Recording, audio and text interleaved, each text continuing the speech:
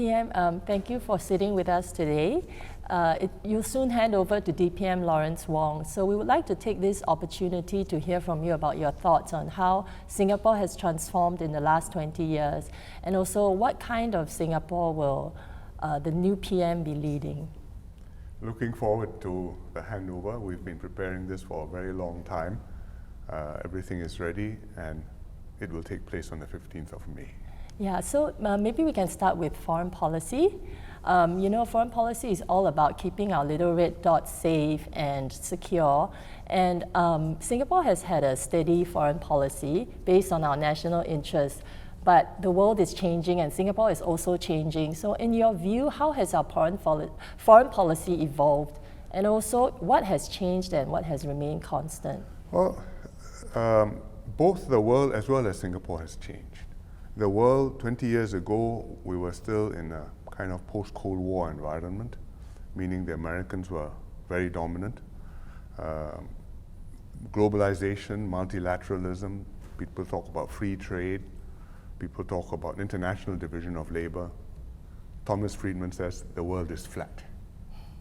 And we were prospering in that environment. Today, the world is not flat. Today, the great powers are at odds with one another. China is playing a much more dominant role. It's become very much stronger in the last 20 years and more prosperous. There are tremendous tensions which have arisen. Russia with the US, China and EU too. We are dealing with a very troubled world. Confidence in free trade has also been shaken. People now talk about first they talk about fair trade. That means I don't want it to be so free. Then they talk about national security considerations, which are important. Resilience. What if you become hostile to me? What if there's COVID? That's important too. Then they talk about reshoring, bringing it back home. Do it at home. But that sounds protectionist. And they talk about friend shoring. I will do business with friends. Now, who's my friend? So it's a very troubled external environment. And we are sailing into it. Domestically, we've changed. In 20 years, we've become more prosperous. I think our diplomacy has helped us to carve a spot in the world. People recognize us. I think there's a certain respect for us. That's good. At the same time, we are very much more connected to the world. In the sense that in the old days, foreign policy is foreign policy, and what's domestic? Well, Singaporeans will leave the foreign policy to the government. But today, you're so exposed. You've got the internet, you've got social media, you've got WhatsApp, you've got TikTok. You've got people traveling, and you've got all sorts of things coming in, and Singaporeans being influenced by videos, by memes, by messages. So your foreign policy and domestic situation has been linked together.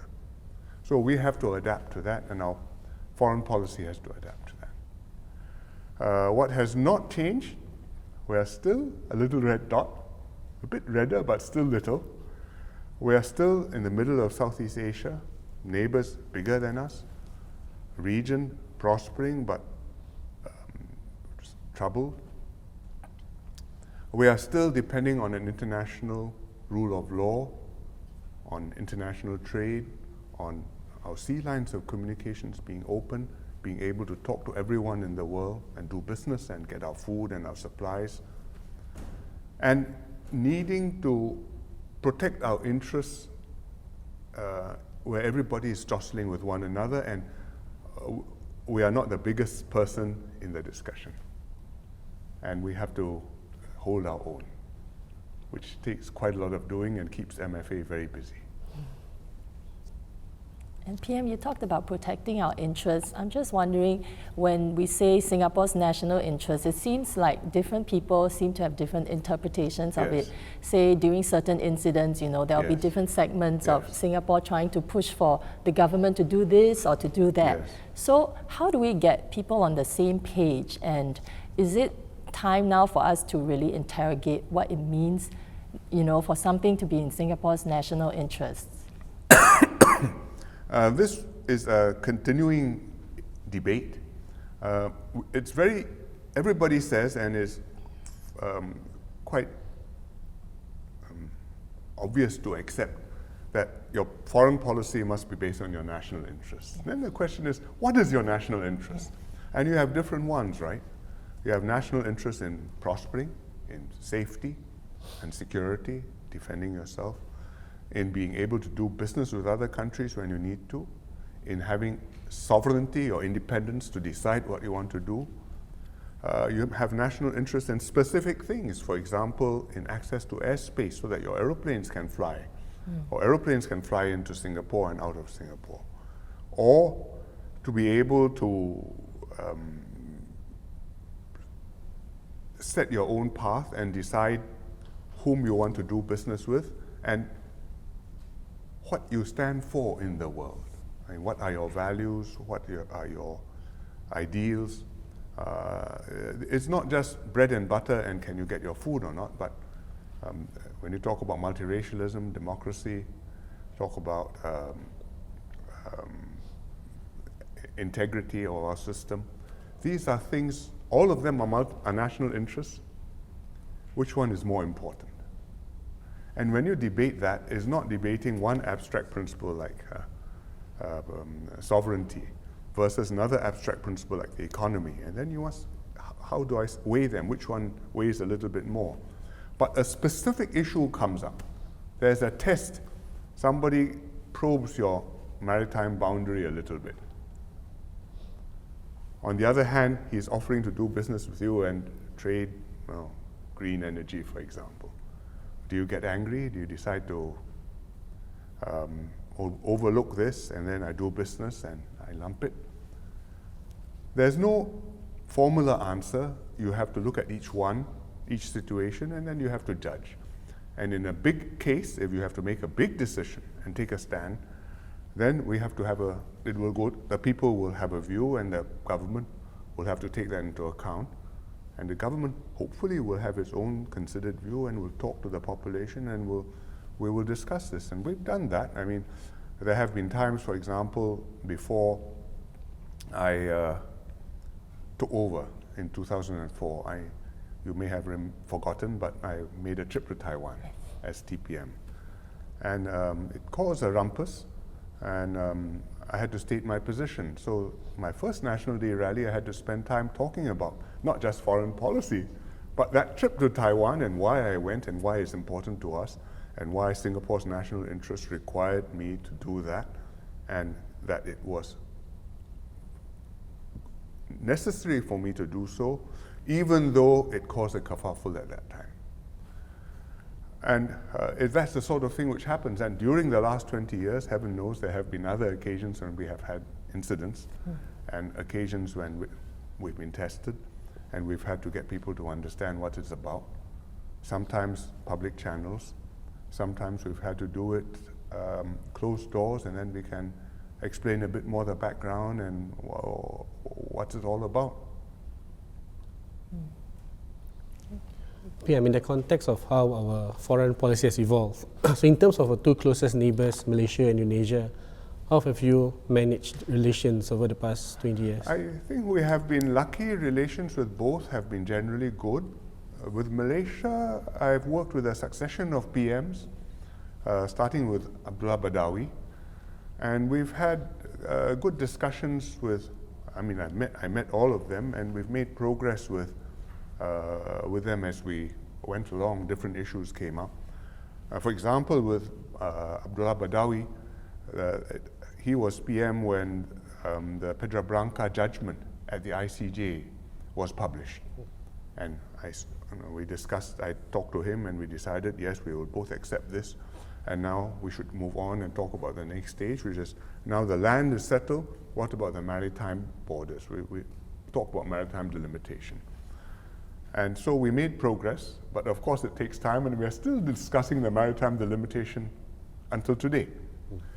Then Najib, we did settle a very important matter, which was the POAA land issue, the Malayan Railways land. And we did the land swap with them, which is why today you have the rail corridor, which a lot of people enjoy on weekends. If you go cycling there, you'll know it's because we did a deal. When the old railway station at Tanjung Pagar is done up again, which is soon going to be, you enjoy that. That's part of the deal. You go to Marina South, I think it's called Marina 1, the development jointly between Khazanah and Temasek.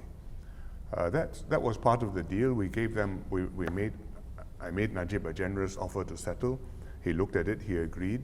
We went into the joint development. I think both sides are very happy and both sides made money from the development. And there's another development too in Duo at Bugis, which was also part of it.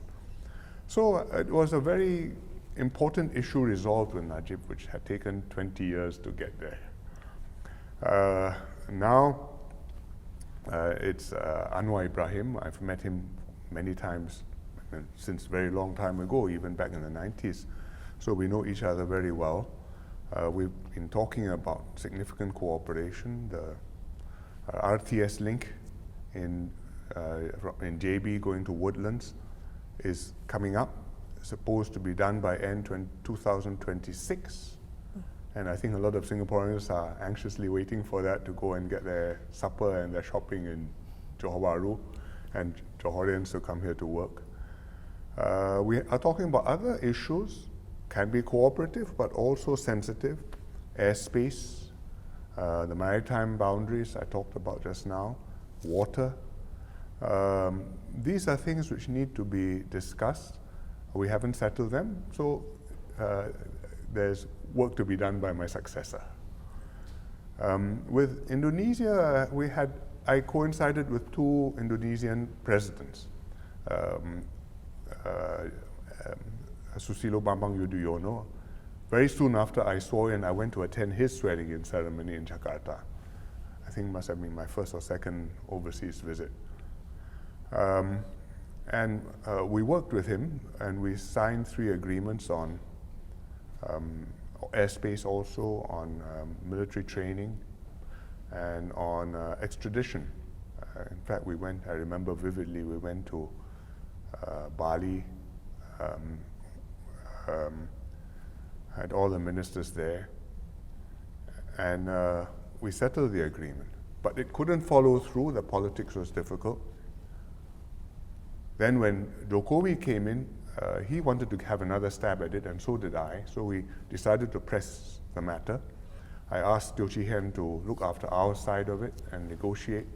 On his side, he had a man called Luhut Panchaitan in charge, together with Prabowo, because the defense part was very important. And happily, they settled it. We signed it 2 years ago. It was ratified last year, and it has come into effect this year. So it's settled. And next week I'm going to Bogor, and I'm meeting Jokowi. I'm going to say, thank you very much. Between you and me, we settled something which is a 25-year agreement. So we're on a good basis to take our 2 countries the next step forward and cooperate together. I think both will always be complicated relationships. Nearest neighbors, permanently nearest neighbors. You have to work together, and yet there are always so many places where you can easily have different perspectives or rub up against each other. And I think if we both know that and both try our best not to collide, we can do many things together. Okay. So would you like to share about US and China next, keeping in mind that the Taiwan Straits crisis has been a long-standing point of contention as well? Well, as I said just now, US-China relations started off positive, and there were issues, but basically cooperative, but have now become very contentious. I remember one meeting quite early in my term where the Chinese premier was there, and I can't remember who was on the American side. Not sure it was the president, maybe the Secretary of State. And the discussion was on the US trade deficit with China. And the American official was complaining that how is it there's an imbalance and it is not fair. And the Chinese premier's response was, yes, we would like to buy more from America. Please let me buy more high-tech products from you. Supercomputers, I don't know, maybe high-tech electronic machines, whatever. And of course, it was not so easy for Americans to do that. But it was that sort of a discussion. There are issues, but we are not hostile to each other. But today, there are issues, and they are trying very hard not to be hostile to each other, but it is a very tense relationship. Better now, because after Biden met President Xi Jinping in San Francisco last year, things have stabilized, and both sides are trying not to take provocative moves, but the underlying tensions, the underlying contradiction between their national positions, national interests, I think is very deep and will be there for a long time. More than 10 years, maybe 20 years, maybe more. Fortunately for us, we have good relations with both. We've had good relations with China for quite a long time now, despite periodic kerfuffles. We have the Suzhou project. It's now celebrating the 30th anniversary, I think this year or next year. We have the Tianjin project that celebrated its 10th anniversary. And in the last 20 years, when I was PM, we launched on a third G2G project, which is in Chongqing on connectivity. And that is doing promisingly. And we have upgraded, we have an FTA with China. We've upgraded the FTA with China. We've participated in cooperative projects which China has championed. Belt and Road, we join in the Asia Industrial and Infrastructure Bank, AIIB. So I think overall our relationships with them are very warm, and I think they know that we would like to do more with them, and we are not against them. At the same time, they know, I think, that although we are ethnic Chinese mostly, we are different from them. And that's very important. So we can maintain the proper relationship, and the relationship is based on national interests, and it can't really be based on ethnic identity or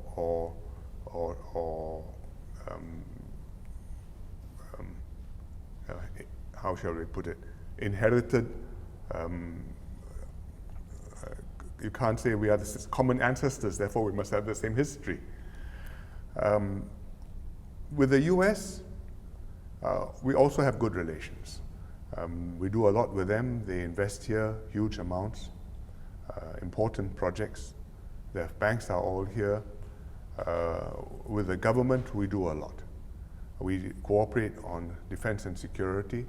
In fact, we have a lot of troops which are training in the US, flying F-15s, flying F-16s, flying Chinook helicopters.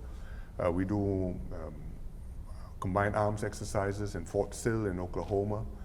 At any time, there are 1,000+ Singaporean SAF personnel in the US. We are, I think, the biggest, but certainly one of the biggest foreign contingents of military people in the US. So it's a very close relationship that direction.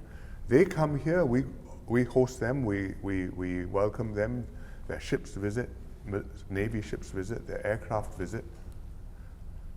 2 years ago, somebody spotted a strange bird parked at Changi Airport, and it went onto the internet and asked, what is this? I think I know what this is.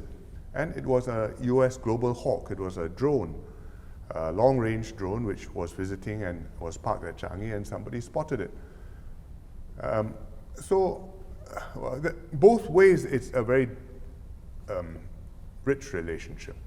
And we would like it so because fundamentally we believe that America has an important constructive role to play in the region, because the region needs to be an open one. We are friends with multiple major powers, and we would like them to be here constructively, helping with the security and the prosperity of the region. And the Americans are doing that. And therefore, because we are their friend, when they need a favor and ask us, sometimes we are able to do that. For example, one day we received a call to say, well, President Trump wants to meet President Kim, and do you think he can do that in Singapore? And we said, when? And they said, next month. So we scrambled and we hosted it. And we are just pouring tea for the occasion. But nevertheless, it shows that both sides found us acceptable, that we are not hostile to them, and they trusted us not just on our policies, but trusted us to be able to put the thing together and to host it and make it all go off without a hitch. PM, let's speak a little bit about that trust. Yes. Because over the years, as you've described, you've addressed the fact that our foreign policy has had to align with our national interests to a great degree. Yes. But at the same time, the way that we are perceived overseas is the role. We don't have to be necessarily on the world stage, but we go out there to achieve something for Singapore as well. It has to resonate at home. Yes. So we've been called a bridge between East and West. Sometimes people call us the voice of reason as far as our foreign policy is concerned, amid those hostilities that you described. What to you is the unique strength that we bring?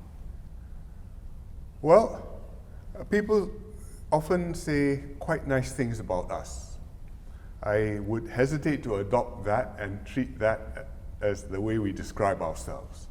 We are just trying to be protecting our interests, and the way to do that is to make friends and strike up relationships where we can make common cause with other countries. And therefore we have to be constructive when we go to the meeting. We have to master the issues, understand what this is about. If we can be helpful in putting up ideas which can bridge different positions and move a little bit closer towards an outcome, a landing place, we're very happy to do that. We do that at many forums. In APEC, for example, when we negotiated RCEP, I think we played a very active role because it was important to us. At the UN climate change conferences, the climate change minister, currently Grace Fu, plays a very active role. And one meeting, I think at Glasgow, they put her in charge of negotiating the carbon markets subgroup, which is one of the most vexed subjects on the agenda, but she went in as an honest broker. We want the system to work, and she helped to pull the perspectives together and to reach an agreement. And that calls for the minister to be on top of his or her job, but it also calls for a whole Singapore team in the ministry and across the government to be able to understand the positions, to have ideas which are useful, reconcile our internal positions so that we don't have a big internal fight instead of negotiating Singapore's interests with the other party. And then we go there, we are prepared, and we talk. And I think we do have a bit of a reputation for that, and it's a good reputation. Sometimes, of course, people say, wow, we are so well prepared, I better be careful. Am I really ready to talk to you or not? So that's a bit of a hurdle we have to cross, but I think it's better to be prepared than for people to say, let's go and see them. They haven't done their homework, and we'll have a good time. It certainly is important to do one's homework, yeah. Sorry, PM, since we are near the handover now, do you think that people might try to test us where foreign policy is concerned, because we'll have new leaders, and of course a lot of foreign policy is also about personal relationships. And I wouldn't be surprised. People will want to see how the new leaders are, what their policy is, and what the personality is, his standing, his strength of support at home, and his ability to engage and to hold his own and to be somebody you take seriously. I think DPM Lawrence is not completely new to this. He was my PPS a long time ago, and he went to many of these meetings with me, so he's seen me. As minister, he's traveled with me too from time to time, and on his own too, he's been making trips. He's been to America recently. He was in France, Germany. He met Scholz, he met Macron, and they talk to him and they get the measure of him. And in the region, he's also met the ASEAN leaders, quite a few of them. So I think that the new team will be probed, certainly, tested, well, maybe gently, maybe issues will come and people might push a little bit harder or maybe not. But we must expect that some probing will come and we must be ready to respond, not in a harsh way, but quietly to stand our ground and let people know that, we may have had a changing of the guard, but the new guards are prepared and the old guards are still giving, hopefully, useful views to the new team how to do it. PM, let's move on to talking about the economy now. Yes. So managing the competing demands of continuing our economic growth. Yes. As well as having these political considerations Yes. Vis-a-vis foreign talent. Yes. And the fact that here in Singapore, there are continually anxieties among some Singaporeans about this. And government is having to reassure Singaporeans about it. Yes. How have you managed to approach this in a way that supported the principles that you have?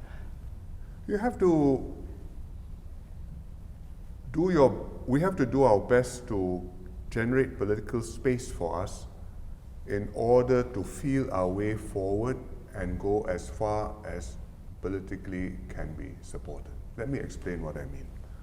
I think the concerns which people have about foreigners, about dilution, about values, about social impact, these are not unreasonable concerns. Because we are a society, we are a country. It's not just a city, London, you have the whole of Great Britain. So London, you don't have to mobilize an army and go and fight. And there is a whole population which is outside of London, and London is cosmopolitan, diverse, it can have a majority of foreigners. It's still the capital of Great Britain. But Singapore, the city, is the country.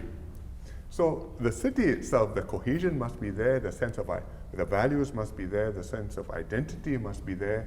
The way Singapore works, there's a certain way we have socialized with one another. We are Singaporeans together, as the song goes. When you bring in foreigners, that in some ways you enrich that. In many ways you enrich that. They bring talent, they bring experience, they bring a different perspective on things. But at the same time, you dilute that, at least temporarily, because they don't have the same background. You can come from China, but you're not the Singaporean Chinese. You can come from India, but you're not the Singaporean Indian.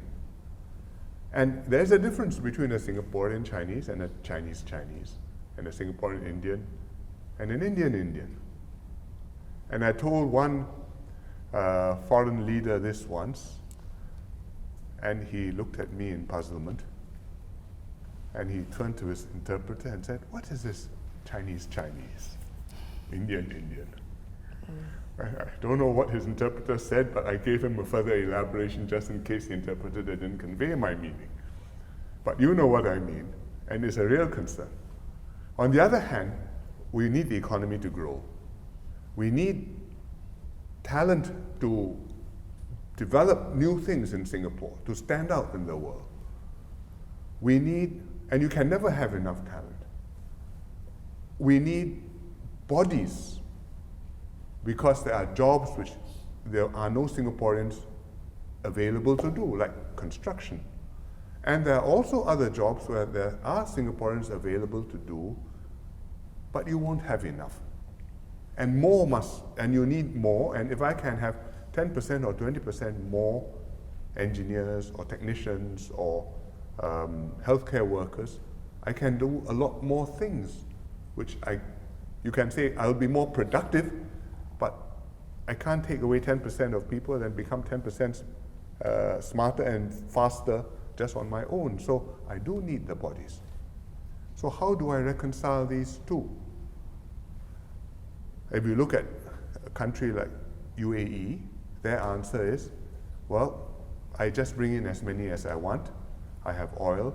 I use the oil basically to take care of my resident population, and I run the economy, and everything is done by, practically everything is done by people who come from all over the world. But Singapore cannot run like that. So we've got to keep on bringing in talent, keep on bringing in numbers, but in a controlled way which is good for our economy, which complements Singaporean workers and professionals rather than puts them out of a job, and at the same time which doesn't dilute my social norms and mores and the way Singapore works, and cause frictions and conflict within Singapore. And you have to judge that. It's partly making sure you have enough infrastructure, so you don't have, that's the physical part of it. You have a big population, where do the foreign workers go? They need entertainment on weekends. It's partly educating the people who come here that this is Singapore, please respect Singapore norms, and some things you can do in your home country, please have a care and don't do them like that here. And they may not become Singaporeans straight away, but yeah, you know that you are a guest, and well, be a good guest.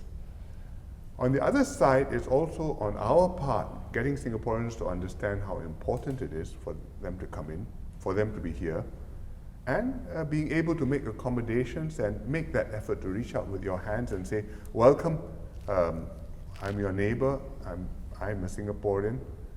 If you need any help, please let me know, and let me show you around. And then hopefully you won't bump into so many things as you go around Singapore and break them. You're right, PM. The need for foreign talent is not unique to Singapore. It occurs around the world, in almost every jurisdiction. Yeah. But it is particularly acute here in Singapore. Do you think that there may ever come a time when we need to calibrate the way that we think about this, even as we keep these principles of our open economy alive? We have been calibrating it already. I mean, you cannot go on just open your doors and anybody who wants to come can come. Millions want to come, literally, and we'll be swamped. So we have to manage it, and we've got, at the low end, we've got foreign worker quotas, we've got foreign worker levies, a very complex system, and you manage by numbers. At the top end, we haven't managed by numbers, but we manage by qualifications and what sort of jobs you're doing. And so we have the employment pass mechanisms, and we adjust there's a ceiling threshold, salary threshold, and we adjust that progressively so that it's comparable to Singapore salaries, and they come in at the appropriate level. And even that is not quite enough. So last year or the year before, we introduced a compass system for EP holders. So there's a point system. What is your industry? What is your qualification? The particular company you're in, does it have a good diversification of foreign employees or not? So it's not a company where 90% of the people have come from a single source. And hopefully we will have a more diversified and more easily integrated foreign population. And therefore we can accommodate a few more. We'll have to see how it's working, how it works. It's just started, so we'll take a bit of time to know. I'm sure we'll continue refining it. But we have to keep on doing these things and adjusting as we go along. That's why I said feel our way forward. You can't be on autopilot. Okay, PM, moving forward, I would like to ask about the youngsters in Singapore, and how can they actually build confidence that they are actually doing better than the previous generations, especially so when they are less likely to actually do upgrading Well, I think my starting point is, as an old man, I envy the young men and women, because you are enjoying advantages and opportunities which never existed in my generation. We've built Singapore. We've built the education system. We've educated you. We've given you perspectives on the world, opportunities to travel. If you go to university, practically everybody who goes to NUS or SMU or SITD has an externship, an overseas attachment, somewhere during his university course. And about 40%, 50% nearly of Singaporeans now go to our our autonomous universities, AUs. In my generation, it was like about 3-4% went to universities in Singapore. You grow up learning to swipe the iPad before you learn to speak. May not be a good thing, but you have the opportunity to be exposed to the technology, to use the technology, to connect to the world, to be more productive, and to do all kinds of jobs which my generation never heard of. Esports trainer. You can make a living. You are sitting there playing with your fingers and mouse in a super special chair with a big screen, and you can make a living. So, is that a worse life than the previous generation? I don't think so. What is true is that the previous generation came from third world to first. We took them there on the journey, started poor, progressed rapidly year by year, ended up many not poor. Most not poor, many well off, and some very, very successful. So that's an exhilarating journey. And you start off with a 3-room flat, you end up in an executive apartment, or maybe you even upgraded to private property. So this generation, you have a 4-room flat or 5-room flat, or maybe a condo. You're not starting at the same very low level, but you're starting at a higher level and a higher quality of accommodation as well as life. And can you bring it higher? Answer is yes. It won't improve as fast as before, but you came very fast from here to here, and you're not going back down, you're going up from here slower, but if we work at it, we can continue moving upwards. I think with that attitude, as a young person, I would feel, I would feel very disappointed if a young person were pessimistic about his opportunities in life and wish he had been born earlier. I wish I had been born later. You must argue you're a young person. Well, fair enough, actually. I think I do stand with what you say. So how do you think the government can convince young people that, instead of looking at all these financial gains, because I think a lot of the times, as you said, it's looking at other people, starting with a 3-room flat and then ending up in a bungalow, and they are thinking that that's never going to happen to me. And because of that, they almost feel like, I'm not doing as well as the previous generation. How would you convince them? Well, I think if we talk about quality of living, very many in the old generation were living 5 or 6 or 10 in a rental flat. Nobody does that today. There are many who went from rental flat to executives, some even to private property, not so few. So, can everybody make that journey from where you are now, as if you move into a new flat in Bidadari or Tengah? Probably not everybody can do that. But that's only in terms of the area of the house you live in. In terms of the quality of the life in your home, the amenities, the connections, the social environment in the neighborhood which we have built up, I think you can have a very high quality of life in Singapore, and comparable to, if not better than, in nearly any other major city in the world. What we don't have is what other major cities in bigger countries can do. And that is, if you are working in Manhattan in New York, maybe you can go upstate and out of Manhattan on the weekend and go to some other place with a bit more space, and then you can decompress. Yeah. And same if you are living in London or in Sydney. And in Singapore, well, you can't go, there's no upstate Singapore because all of Singapore is pretty developed. But our neighboring countries are not very far away, and many Singaporeans travel. That's why there are long traffic jams on the weekend on the causeway. You don't decompress and you go through a jam. Well, the RTS link will make things better. I'm told what people do is they expect a jam, they download their Netflix movies, and then they sit there and watch the movies waiting to clear CIQ.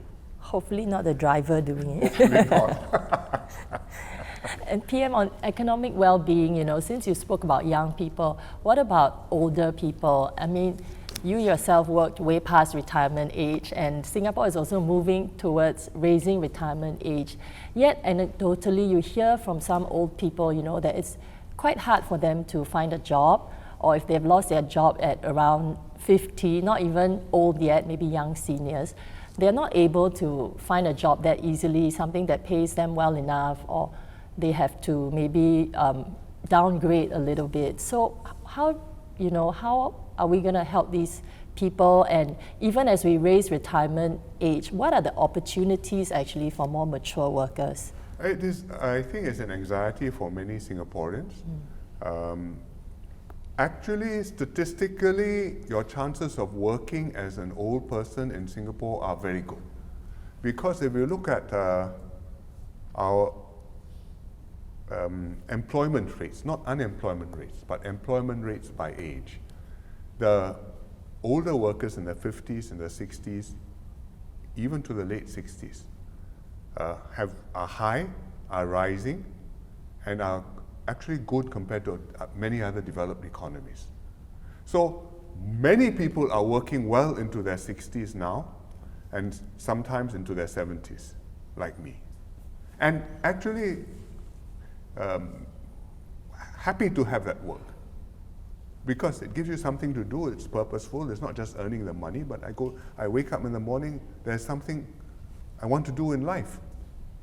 So the economy needs workers, we are short of workers, older workers are valued, and we should make the best use of them. And it is not just a numbers thing, because you also have to adapt the jobs so that older workers can do the jobs. You also have to train the workers so that as they grow older, they can do the jobs which are available for them. They may have to change careers because the industry has changed and the old job does not exist anymore, and then they have to go to a reconfigured job or even change industries. And it happens. I mean, in the finance industry, for example, you used to have bank tellers. They sit there, you come, they smile, they chop your bank book, and then you do the transaction. But now everybody's on ATMs. So what do you do with the bank tellers?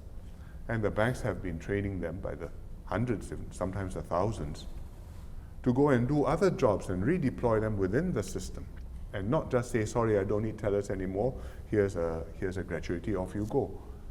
And some of them, for example, go and become customer service officers. You need them because ATMs are good, but you want a personal touch. And if the ATM frustrates you and you press the help button, you want somebody smiling there, and not just, if you don't know how to press this button, press 2. And then you're dealing with a robotic voice, and you get very frustrated. So they are there, face comes up, smiles, says, how can I help you, as a real person, and talks you through it. So there are new jobs. But the change will continue. AI has come. Next time you see a face, maybe it's synthetic, maybe it's a real person. And then the real person will be free to do something else, and we will work very hard to make sure that he or she can do something else. We've got Skills Future, we've got Skills SG as an organization which is pursuing this nationally, so that we put a lot of effort into this and we get workers to take it seriously. And this year's budget, we had one of the small hong paos in the big budget was a $4,000 Skills Future grant, which everybody 40 and above received and can use for some significant training course. It's not such a small amount of money, but it's a token of how seriously we take it and how much we want you to go and improve yourself and improve your opportunities. The messaging to Singaporeans seems to have been to adopt this idea of lifelong learning. Yes. And to upskill. And that message is not just for the older generation, it's for the younger generation as well, for skills acquisition. During your time as Prime Minister, the idea of changing our mindsets as far as that upskilling is concerned, that has become more entrenched. How much progress do you think you've seen over the last 20 years in that regard? Well, I think people understand it. There are a lot of schemes, there are quite a lot of programs, and many people have been making use of this. I think the unions certainly have got the message. The rank and file, it varies, but when you have a downturn, I think people feel a cold shiver and they take fright and take it more seriously. When conditions improve and things look better, the fear is a bit less and maybe they relax a little bit. But I think with things changing so fast, we can't afford to relax, so we have to push hard.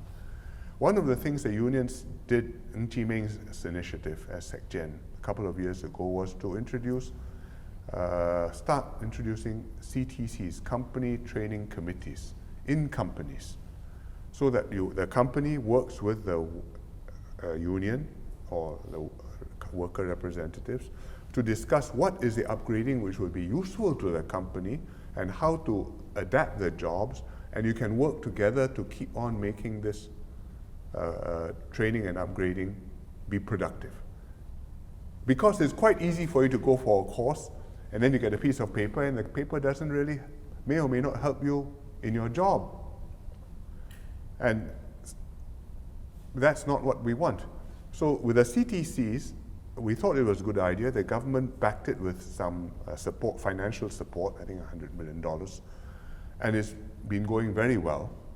I think the companies are getting the spirit of it now. They've seen it work in other firms, and so they're prepared to do it.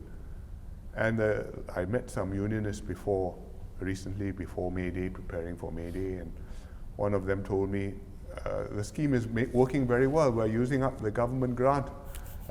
Can you help us a little bit more? So I said, well, if you can get it to work, the money is not the problem. The challenge is to get the mindset change and the training executed and the workers' jobs and livelihoods protected and enhanced. And I think we are doing that. PM, have you had a chance to use your Skills Future credits? Not yet. One day I will do that. I will go on a photography course, or maybe I will go on a course how to appear on TV and be interviewed and look relaxed. It's good to research, at least. Just research some of the opportunities out there. There's so many. It's mind-boggling, actually. No, there are many. Yeah. And I think there are people who will go and attend a course and they decide they like it, and then they go deeper into it, and then they turn into a photographer or a videographer. Some of them turn into social influencers. That's another career which never existed before. Indeed, that's what one of my daughters is actually working as a social media, in social media management. Some of them are very successful. I would have never imagined. So just to wrap up on this discussion about the economy, PM, can we just talk a little bit about the fact that you've been such a vocal advocate for globalization? The headlines keep telling us the world is becoming more fragmented economically, that globalization is a bad word now. You've said you don't believe that is so. Singapore still needs to stay open. It still needs to have those multilateral rules-based trade relations with various quarters, as many as there are. But we are seeing these sort of networks starting to evolve, right? Smaller sort of groupings evolve. Can we still stay relevant in that environment? We have to. We have no choice. I mean, other people can say reshoring. What do I reshore to Singapore? I'm making chips for the world. And if I make all the chips here, first of all, I need the components and all the supporting industries which I don't have. Secondly, if I make 1 million chips a month, who's going to use them in Singapore? It doesn't make sense. And if I'm going to reshore and feed myself, well, I need have resilience requirements, and we have an ambition to say 30 by 30. 30% of the nutrition is generated in Singapore by 2030. Maybe I can make 30 by 30, but if you want 100 by 30, what am I going to eat? I'll be back to planting ubi kayu. Tapioca, which is what people did during the war. So it's not possible. So we have to be out there promoting freer trade, promoting cooperation, willingness to be interdependent, willingness to develop the networks of trade and investment and trust and finance to work together. We used to do it on a multilateral scale. At WTO, we were very active. WTO negotiations have 100 plus countries, now nearly 200. And you can't really discuss with all 100 plus participating in a conversation, so you form groups, and one of the key groups used to be called the Green Room when I was Trade Minister long ago. And the Green Room had maybe 20, 30 countries. There was no particular reason Singapore would have been entitled to be there, but because our representatives were active and we pushed, and people found us valuable to help the conversation, so we were able to be there and participate in the Green Room discussions and shape, or at least help to shape the outcomes of the discussions.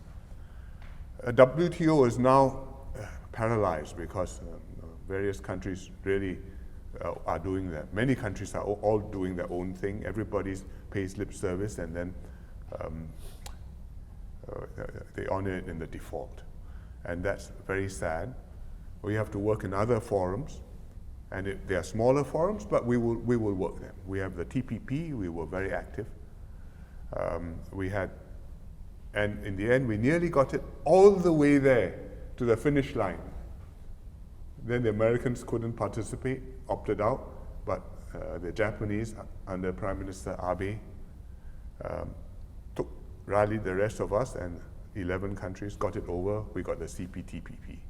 It's a great achievement. Remember, that started as the P4, which Singapore was part of, because the P4 was Singapore, New Zealand, Chile, Brunei. And we started this little FTA, very little or relatively little trade between us, and so far away on different corners of the world. But we had a dream. One day others will join in and it'll grow into something substantial.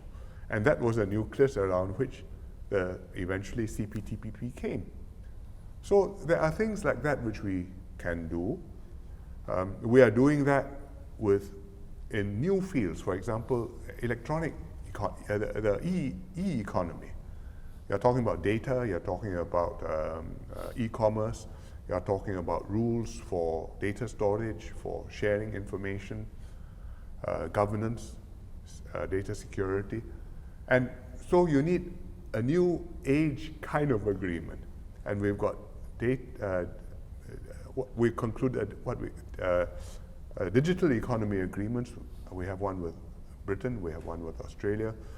We have a multilateral one, which we call the DEPA, Digital Economy Partnership Agreement, with New Zealand, with Chile, 3 of us.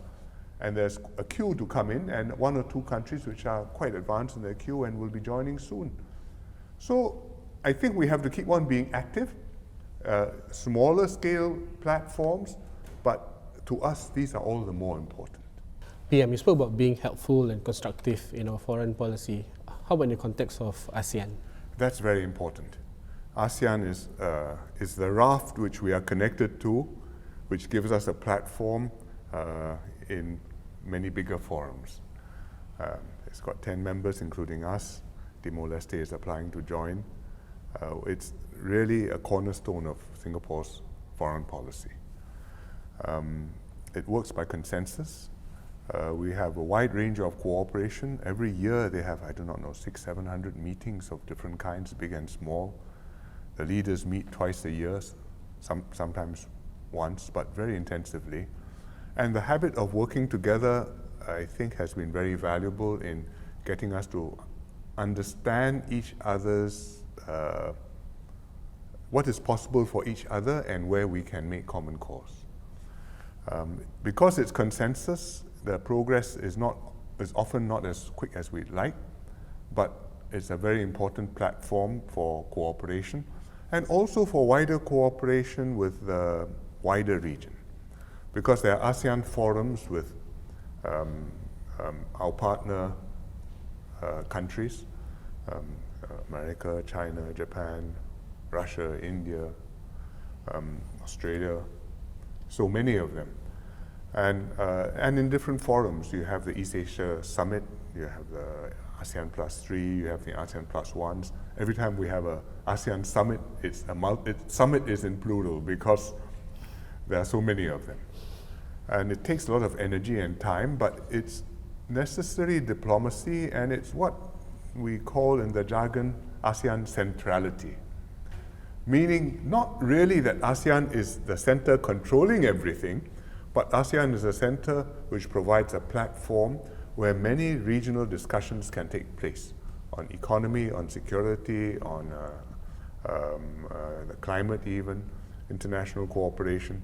And with that base, I think we make a contribution to people meeting one another, discussing matters, and hopefully to easing tensions which come up.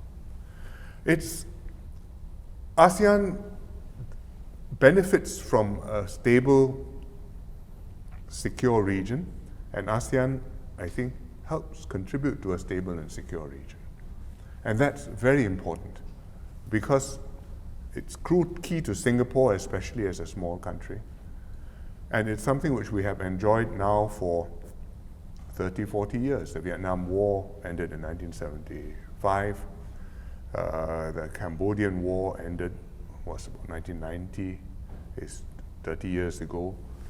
And since then, and even during a lot of that period, for most people in the region, life could carry on, and you have peace and trade and investments and prosperity. And you can plan your life and move forward. Now, if you go forward 20 years or 30 years and ask yourself, can we be sure that for the next 20, 30 years, we will have as stable a region, as secure a region, as conflict-free a region? Knowing that there are tensions between the big powers, knowing that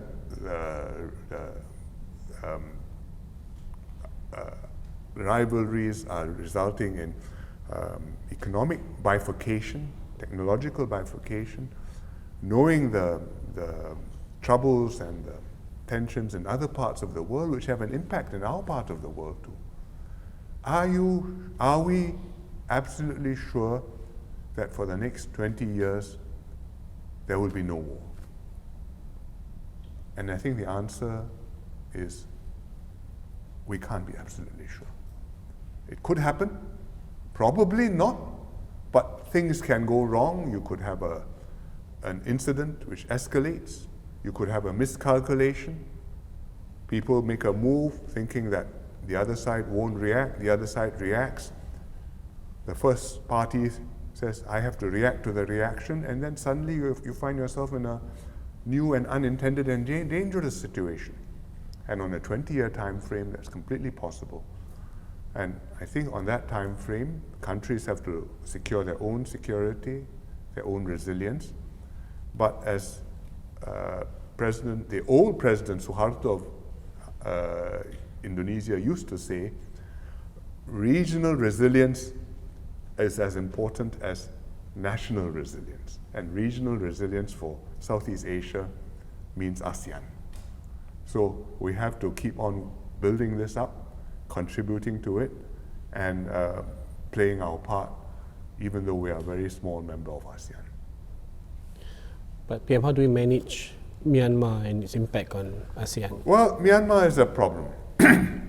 Myanmar is an old problem. It first became a problem in 1990 when they had the coup.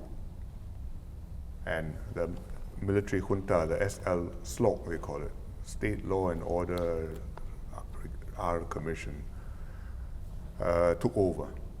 And basically, internationally, they went into the doghouse. And ASEAN had to deal with that. And how do you deal with that? Well, we decided that at that time that we would deal with it by engaging them and encouraging them to move towards democracy. It was patient work. It took a very long time. Finally, they held elections was 2010. So 1990 to 2010 is 20 years of patient work, because it's another country. It's their domestic politics, their domestic tensions and conflicts and difficulties and social conditions. And you can't go and solve it for them. And even if you decided to go and be there and make it happen, you can't make it happen. Because if you were there, you would face the same difficulties. And so, happily, 2010, something was worked, elections were held, then Aung San Suu Kyi. They were respectable again, and we did business together as full members of ASEAN. It worked for some time, and after a few years, in 2021, there were new elections, and then the election outcome was not acceptable, and there was a coup, and we now have a problem again. So what do we do with that? This time, we've said, well, you remain a member of ASEAN, but at the political level, really, it's best if you don't participate, because you don't have a government which is recognized by all of the ASEAN countries. If your civil servants want to attend, if officials want to come, that's okay, but not your, really what we would call your military leaders, because we don't recognize them as government leaders. So, therefore, ASEAN has been able to carry on. We meet as ASEAN, always with one empty chair and a Myanmar flag down there. Well, it's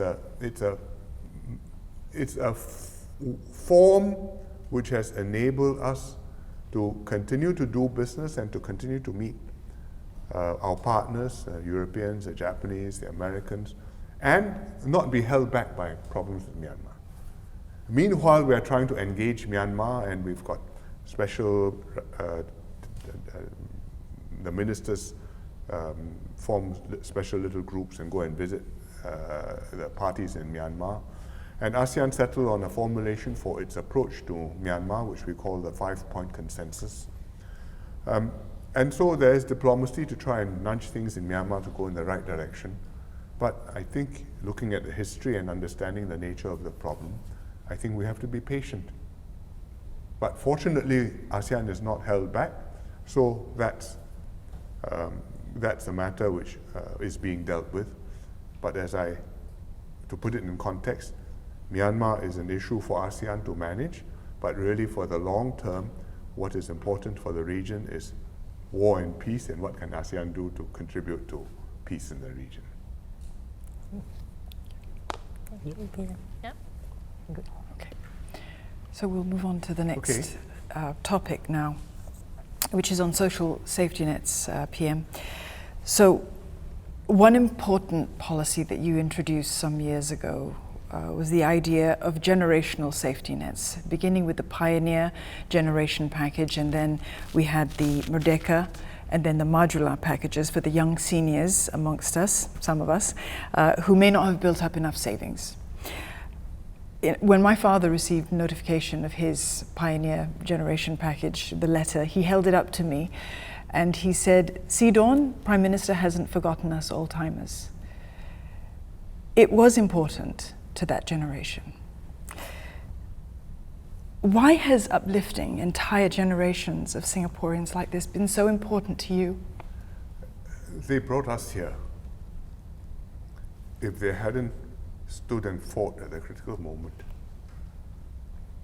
and then slogged and built their whole lives to take Singapore forward, and saved and enabled the next generation to move higher and further than they did, we wouldn't be here today.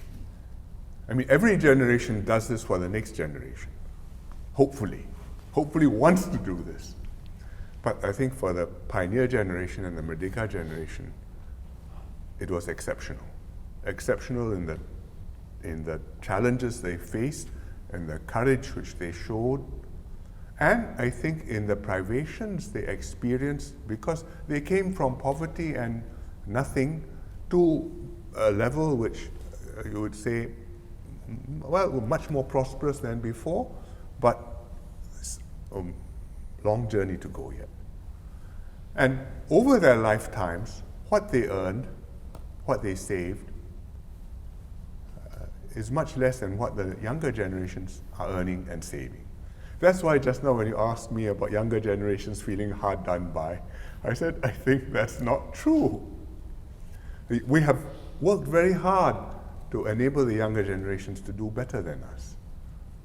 And therefore, I think we owe it to them, now that we are not poor, now that we have accumulated some surpluses and some buffer, to be able to say, thank you very much, we honor you, here's a gesture which we hope will be helpful to you in your golden years. The pioneer generation, especially so, the Merdeka generation, different package. The Majula package is slightly different because by the time we reach the young seniors, I think they would have provided quite a lot been able to provide quite a lot for their own old age and retirement, because our CPF rates were higher and they would have had good CPF contributions during the years of working. But we know that amongst that generation there will be some who don't have enough, and also quite a few who are sandwiched, in the sense that their parents are now old and need care and support, and their kids are still dependent on them, maybe still in school or university or poly, and so with fairly heavy burdens. And so we felt that a Majula package would be appropriate, and I think will be appreciated. It's an indication that we understand that they are carrying a heavy burden, and this is, we hope, something which will be helpful to you. And fortunately, we could afford it, and so we have done it. PM, the ethos of self-reliance has long been an important political philosophy in Singapore. It's been important for Singaporeans to remember that idea, or the pursuit of self-reliance at least. And it doesn't matter what part of Singapore's history you really look at, or what economic circumstances we've been through. Yes. But you said in a speech in 2004 that, and I'm going to quote you, more money is not always the solution and can sometimes create other problems as well. What is there to stop us from sort of moving towards a welfare state as we pursue what we want, which is an inclusive society? Well, we have some restraints and we don't have some restraints. The restraint is, if you don't have the money, you can't do it. You may want it, you may think it's good, but if you don't have the money, you can't do it. And if you become a welfare state like the Europeans, you're talking about spending maybe 45% of the GDP by the government on your behalf, and the government taxes and raises maybe 40% of GDP from people. So from the first dollar you earn, you pay 20, 30 cents, and then therefore you can afford the healthcare, the pensions, the unemployment benefits, and so on. In Singapore, we don't collect 40% of taxes in GDP, we don't spend 5% of GDP on social and other government programs. We collect 15% of GDP in tax. So, and we spend maybe 18, 19% of GDP in total government spending. So it's a totally different scale.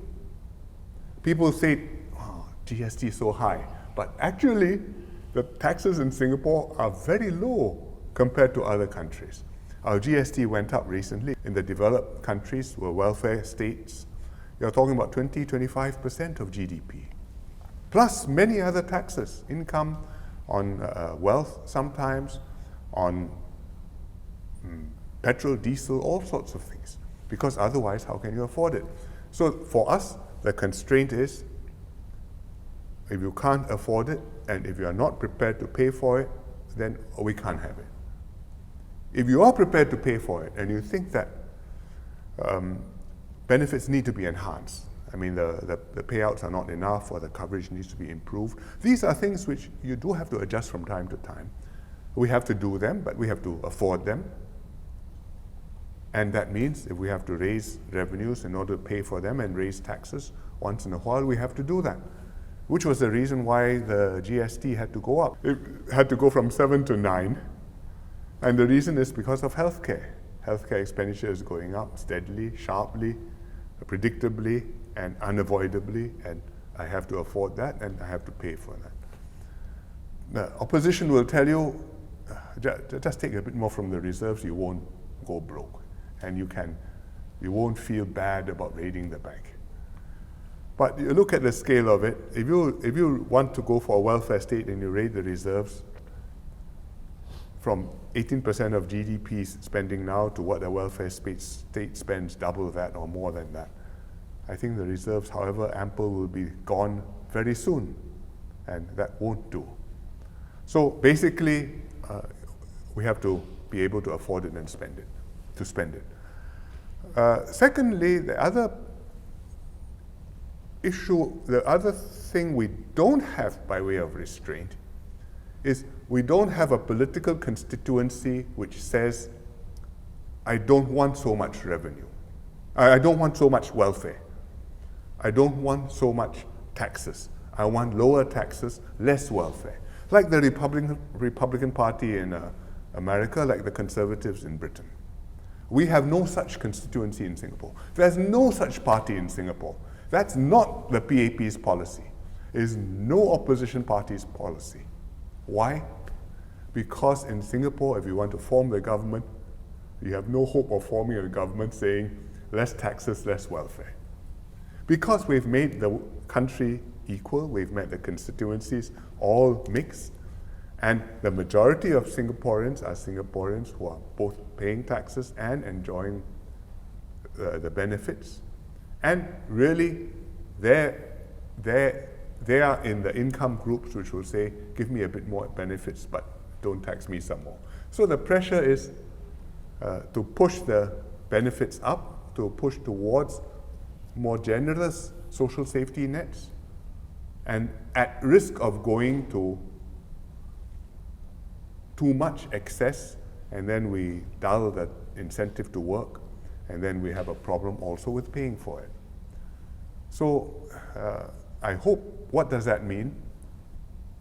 That means in the absence of a political restraint from a conservative type party, the government has to be the one to be the gatekeeper and the balancer, and has to judge what is this we must spend, what is it which we need to do, which social safety nets are necessary, how far should we go before we draw the line. What can we afford, and what would be wise from the point of view of balancing between incentives and incentive to achieve and safety in case you fall upon hard times. And that's the government's job.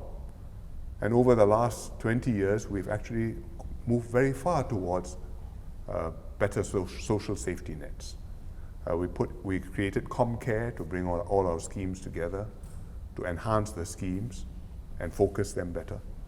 We did workfare for lower income workers. We did the progressive wage, again for lower income workers, so that it's not just topping up to a certain level, but you have job progression and wage progression. We've enhanced protections for Medishield Life, for medical insurance, so that you can afford your hospital bills, for CPF Life, for old age, so that you have money for retirement, for CareShield Life, in case as you grow older and gradually become less able to look after yourself, you are long-term needing care, and well, you're not in the hospital, but you need some support, you have CareShield Life. So these are all things which we have done all within the last 20 years. It's very considerable. Of course, people will always say, please do more. And we will keep on improving. And PM, you know, as you said, nobody will say less taxes, less welfare, but there are some people who are saying maybe less taxes or keep the taxes but more welfare. That's and right. For example, after the Pioneer package, Pioneer Generation package was launched, you know, people started speculating, is there going to be another package? And at subsequent NDRs, people are always hoping for a Majula package, a Merdeka package, and indeed there were other packages. So how would you resist the pressure maybe to, you know, have more and more packages, because maybe people will have that kind of expectations, and also will we be able to afford it if? Well, it depends. It depends. Yeah. And I think the attitude should be, we work hard, we are prudent. If things turn out well, and we have a good year, everybody can enjoy the upside. And we try to make the upside not just a distribution of a dividend, which is you spend the money, it's gone, but something meaningful which addresses not just somebody's real need, but something which as a society we feel this is a group which deserves our recognition and support. And from time to time, I hope we'll be able to do well enough to have that, to be in that situation, and to have the Prime Minister deliver good news at the National Day rally, and the Finance Minister have a happy budget. But you have to work at it, and if you say, I want happy NDRs and budgets every year for the next 10 years, well, that's not the way the world works. For the last 20 years as Prime Minister, Mr. Lee, you have kept your ear to the ground trying to foster this inclusivity, trying to convey to every Singaporean possible that they're heard. Maybe not addressing every single issue immediately, but that they are heard. At the same time, you've striven to keep Singaporeans united, and you've had to deal with a number of issues in that regard, with the S377A issue, with the wearing of tudung issue as well. Do you think after 20 years that Singaporeans have been able to foster, to grow a stronger Singaporean identity? I have no doubt the identity is stronger. It's 20 more years of nation building, it's 20 more years of ups and downs and trials and tribulations and joys and sorrows. Before me was SARS, we had COVID. Before me we had the Asian financial crisis, then we had the GFC, then we've had other economic problems from time to time. In 2015, Ms. Lee Kuan Yew died. It was an enormous outpouring of emotions, and I think of a shared experience and bonding.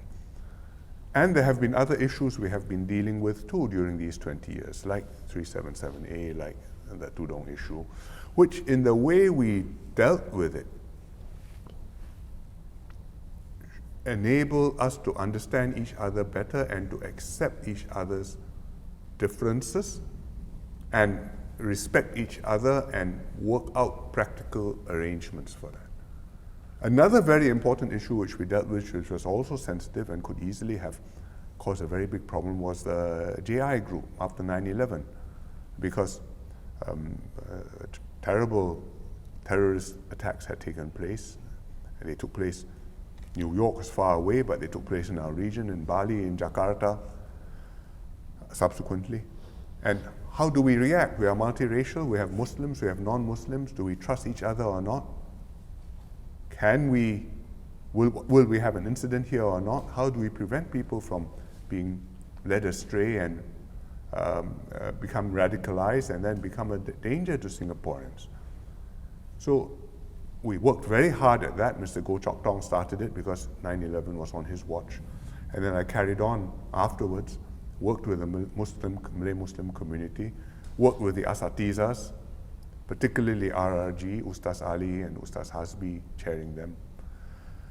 Worked with the community groups, talked to them, had sessions with them, had mixed sessions with everybody together to talk openly about what we fear will happen and why and how we must not fear one another.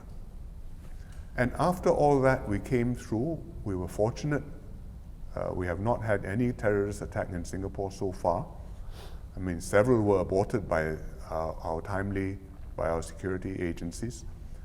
But it could have happened easily. It didn't. But I think going through that experience has helped to bring us closer together. But to say, after this, we can fly solo.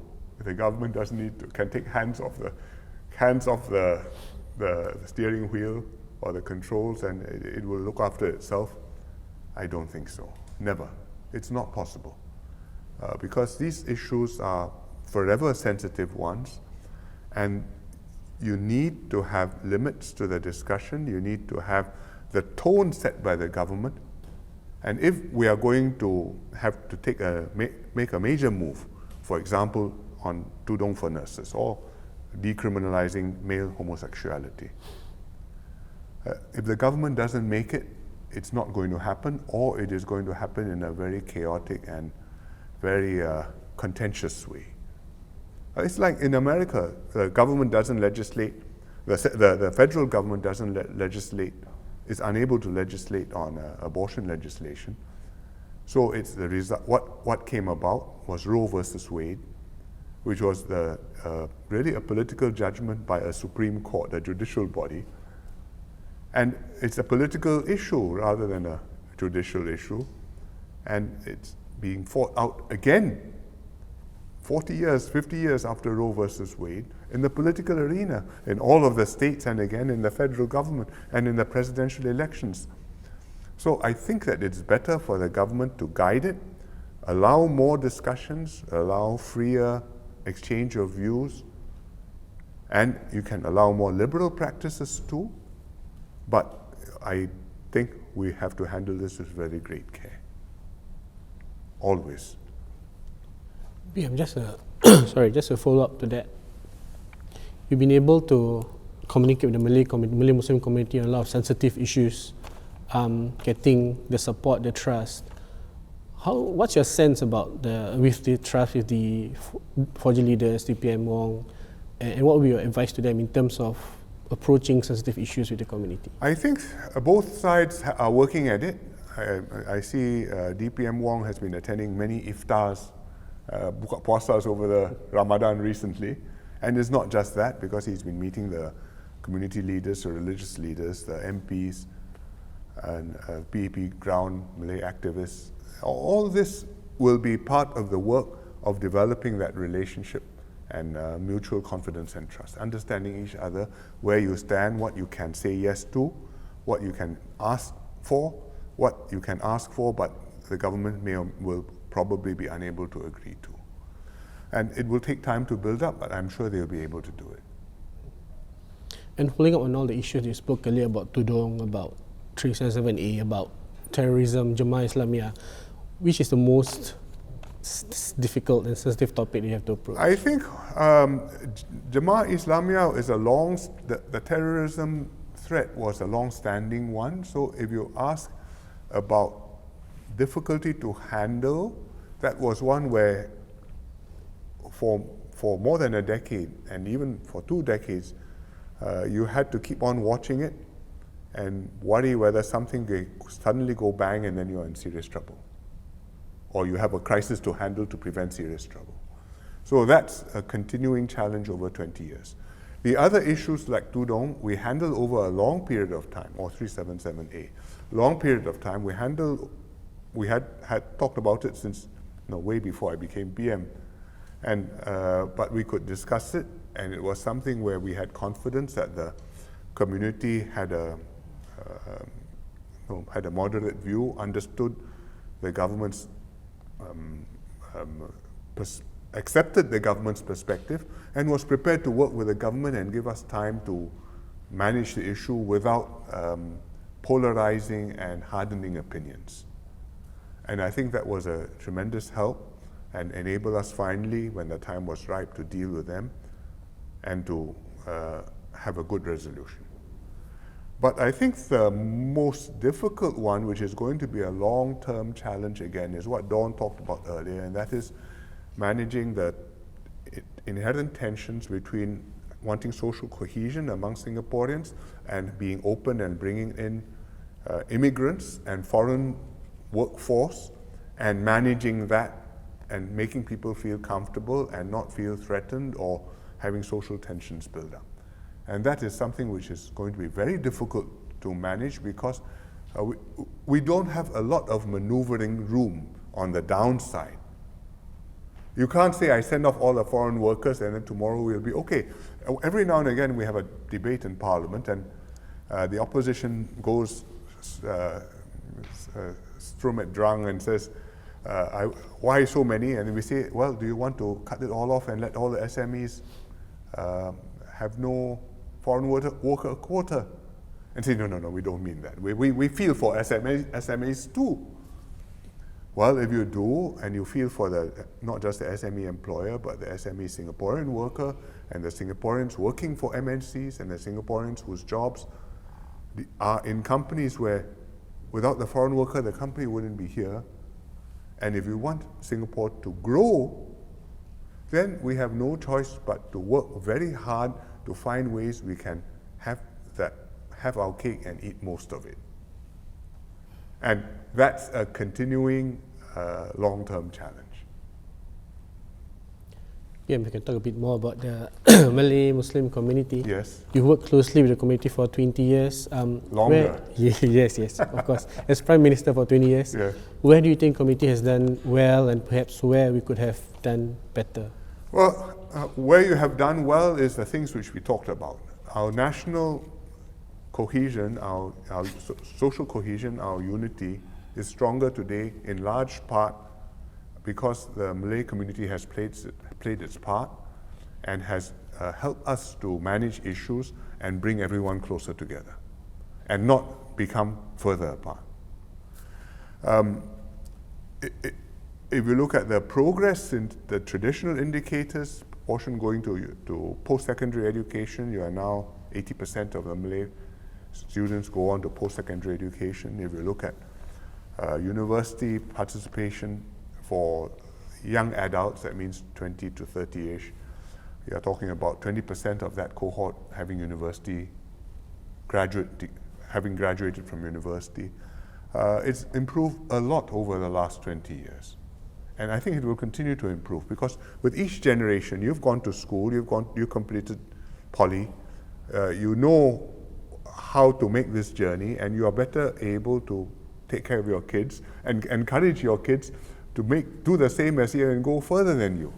So I fully expect this to improve. And you can see it in the workforce. Proportions of PMETs has gone up, who are Malay. And it's quite common, you see a Malay engineer, Malay lawyer, Malay doctor, and everybody thinks it's quite normal and treats them completely equally because they are equal and up to par and same standard as everybody else. That's how our system works. So I think that these are wins which happen quietly year by year, bit by bit, and you may not notice it, but I think we should be proud of it. You still have issues with incarceration rates, you still have issues with drug rates, drug abuse numbers, you still have issues with dysfunctional families. We are working on them with Comlink Plus, with Mendaki has all kinds of programs. And I think the willingness of the professional, successful Malays to come back and contribute has been sustained. In Mendaki, certainly, you look at the other groups like AMP, they have been able to keep going and build up their programs. AMP is now existing, I don't know, about 30 years. not quite, but more than about 25 years at least. So these are achievements, and these are reasons to hope that we will continue to make progress. Yeah, there's also issues beyond our shores. For example, the Israel-Gaza Yes. issue. Views from outside has an impact on the community. So Yeah. what are your views on this? It's a reality of our society. It's what I talked about right at the beginning, that compared to 20 or 30 years ago,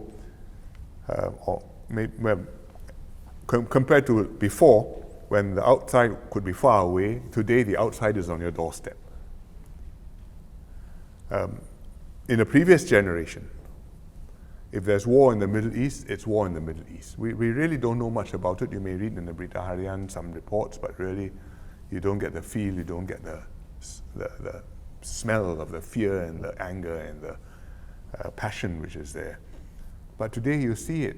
You see it on TikTok, you see it on your WhatsApp groups, you see it, people discussing it with one another. You see it also when you get a clip come your way and you don't know whether this came from Gaza or from Chechnya, or maybe it came from somewhere else altogether, nothing to do with it. But you send it to your friends and then everybody gets worked up. So it's a reality, it's the way the world is, it's the way our own society is. I completely understand how Muslims in Singapore have become very aroused by what's happening in Gaza, very distressed. It's unconscionable, it's inhuman, it really, what can you do about that? And you feel for it because, first, you're a fellow human being like everybody else, but also there's a religious element to this feeling because the Palestinian-Israeli conflict is not about religion, but that religion is an element. I mean, you talk about Al-Aqsa Mosque, Jerusalem, and here there is a religious identification. So the Muslims feel much more strongly about this, generally speaking, than the non-Muslims in Singapore. I think others too, young Singaporeans, they are worked up, but I would say if you're a Muslim, that's an extra factor which makes sure you're very, very engaged. And I think we have to recognize that, respect that, understand it, and try to get people to work together so see what can we do to acknowledge these feelings, but to do which is practical and not just performative. You know, I can strike pose, say this, do that, have a demonstration, burn flags. It's cathartic, but does it help people who desperately need help? What will help? You raise donations. I think that makes a difference. We've raised donations generously. The community has contributed. We arrange the donations. I mean, Singapore Red Cross went to Egypt to help to deliver. I think they went to El Arish in Sinai, where the base is. We went further. We decided that we would make a donation. The government would donate. We would make another collection because there had been, or rather, the donations had been enough.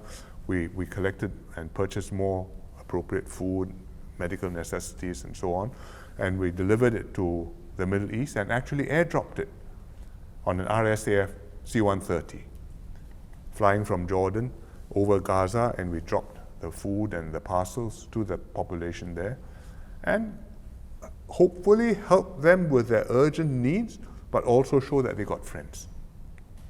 So I think these are practical things you can do. To take a stand, to state what we approve of, disapprove of, we have to do that. So we have taken a stand first at the UN, where we voted for the ceasefire resolutions at the General Assembly repeatedly. Secondly, parliamentary statements and government statements, and make clear what we stand for, what we approve of, what we condemn. And we stand for peace in the Middle East. We stand for humane treatment. We condemn terrorist attacks including October the 7th, which was unconscionable and abhorrent. We also do not approve of what has happened, and we reject the actions which are taking place in Gaza, the hardship and the misery and the destruction and the innocent deaths of so many people, women and children and old people, from Israeli retaliation in Gaza. That the Israelis have to hit back, that they have to protect themselves and to hit at Hamas, I think they are entitled to do that. But the degree of damage and destruction and civilian casualties and collateral damage, I think that's, whatever the legalities from a humanitarian point of view, that must stop. And we've made that view quite clear, and I think that's the right thing for us to do. And I hope that Singaporeans, whether Muslim or non-Muslim, will understand that, and will also understand the need for us to stay together and to look at it as Singapore, as a national position which the government has to take, even though we will each have different personal attitudes. Which was the reason why MOE, Ministry of Education, embarked on the CCE class in schools to try and, not to educate people on the Middle East, that's too ambitious a project. It'll take you a master's course to understand that. But at least to understand that something very dramatic and drastic and tragic is happening there, and that we have different feelings about it amongst us, and how do we understand that, process that. I think that was essential. Actually, on a lighter note, go I think ahead. if people were to ask me how would you best describe Singapore using a dish, I would say we are like Rojak. We have the best of everything, truly we are a melting pot of so many different cultures, and I take pride in that as a Singaporean Indian. So now that you have touched on the Malay Muslim community, I would like to ask you, how do you think the Indian community has evolved over the past few years, and what are some challenges and gaps that have to be addressed? Well, the Indian community, I think, has been doing well too, in the sense that you have, not that you don't have issues, because, I mean, like every other community, you have a certain group who are having family issues and kids growing up not quite right, who need to be helped. But you have got Sinda, and Sinda has, I think, done a very good job. It's smaller than Mendaki, but you've got some very active volunteers, passionate volunteers, some Singaporeans, some immigrants, some not even citizens, but just families working here, some kids, teens, who are working with families who need help, who go and do reading with them, who mentor them, and who guide them, and I think it makes a big difference. You will have to keep on doing this, because these are problems which will not easily disappear, but you are doing the right thing. You do have one issue which I talked about a couple of National Day rallies ago, which is that between Indians who are Singaporeans and newly arrived Indians, sometimes naturalized, sometimes not. You're not the same, and therefore you have to find ways to bridge that gap with each other. And that is something which is continuing work. We have tried hard to do it, to talk to the new arrivals. No, this is Singapore, it's not the same as a city in India, we welcome you, but please know how things operate down here in Singapore, in our temples, in our multiracial interactions. And at the same time talking to Singaporeans so that they can understand why there is an inflow and how to think about it. But that is an issue which, I mean, other Singaporeans also notice an influx because the numbers are not small, but they are talented people and they are very valuable to us, and I think we should welcome them and as we manage the flow. It so happens that, I mean, people talk about top institutions in India, IIT, IIM, the Indian Institute of Technology and the Indian Institute of Management. If you can get into one of them, it's like getting into MIT or Stanford. or Harvard. And we have the biggest concentration of IIT and IIM graduates in the world outside of India. They are in Singapore. And they have an association or two, or maybe two associations, and from time to time they have functions. I think that's good, because it adds something to us. We generate our own talent, but if I can get such a pool, come here, work here, it's a tremendous plus for us. And PM, just now you mentioned, now we have the outside at our doorstep. And sometimes maybe the outside tries to cross the boundary. As a very small country that's very open, we can sometimes be an attractive target for people who want to try to influence the population. And this also affects our unity. So Singapore has passed the Foreign Interference and Countermeasures Act. And in fact, we designated the first person as a politically significant person already. So I'm wondering, maybe you can elaborate more about your views on these measures, and also what does it really mean to be a politically significant person? That we are open is more so now, but to some extent has always been so for quite a long time because we're so small. That there are people outside who want to influence us, sometimes for the better, sometimes for their own purposes, is also not a new thing. We have known black operations for a long time in Singapore. In the 1960s, 1970s, some were in the newspapers, meaning not reported in the newspapers, but operating in the newspapers. And Eastern Sun, Singapore Herald, Chinese newspapers had their own cases too. So black ops are by foreign players, and some of them use political individuals, people in opposition politicians in Singapore to spout their messages and to try and influence Singaporeans in those days. So that there are outside powers or actors wanting to influence us is nothing new. But what is new is that they are now on our doorstep and in our bedroom because of the internet, because of social media, because of Singaporeans traveling, and now also because of AI. Is so much easier to generate stuff and to persuade people or mislead people. So what do we do? And we've passed this Foreign Interference Countermeasures Act, FICA, as one of the ways which we are dealing with hostile influence operations, and also operations to use individuals and organizations here for their purposes. So what's the difference? Hostile influence operation means you get all kinds of messages on the social media. Looks like it's viral, but actually it's the same virus which has been distributed into 1,000 different monikers.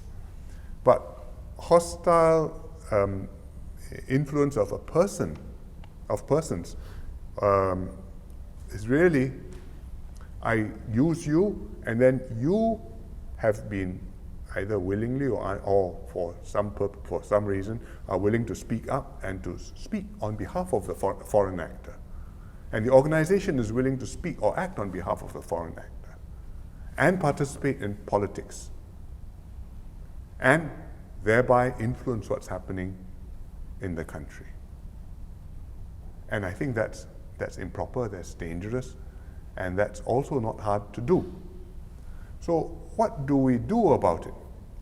And what FICA has done about it is to say, I will call you a politically significant person, PSP.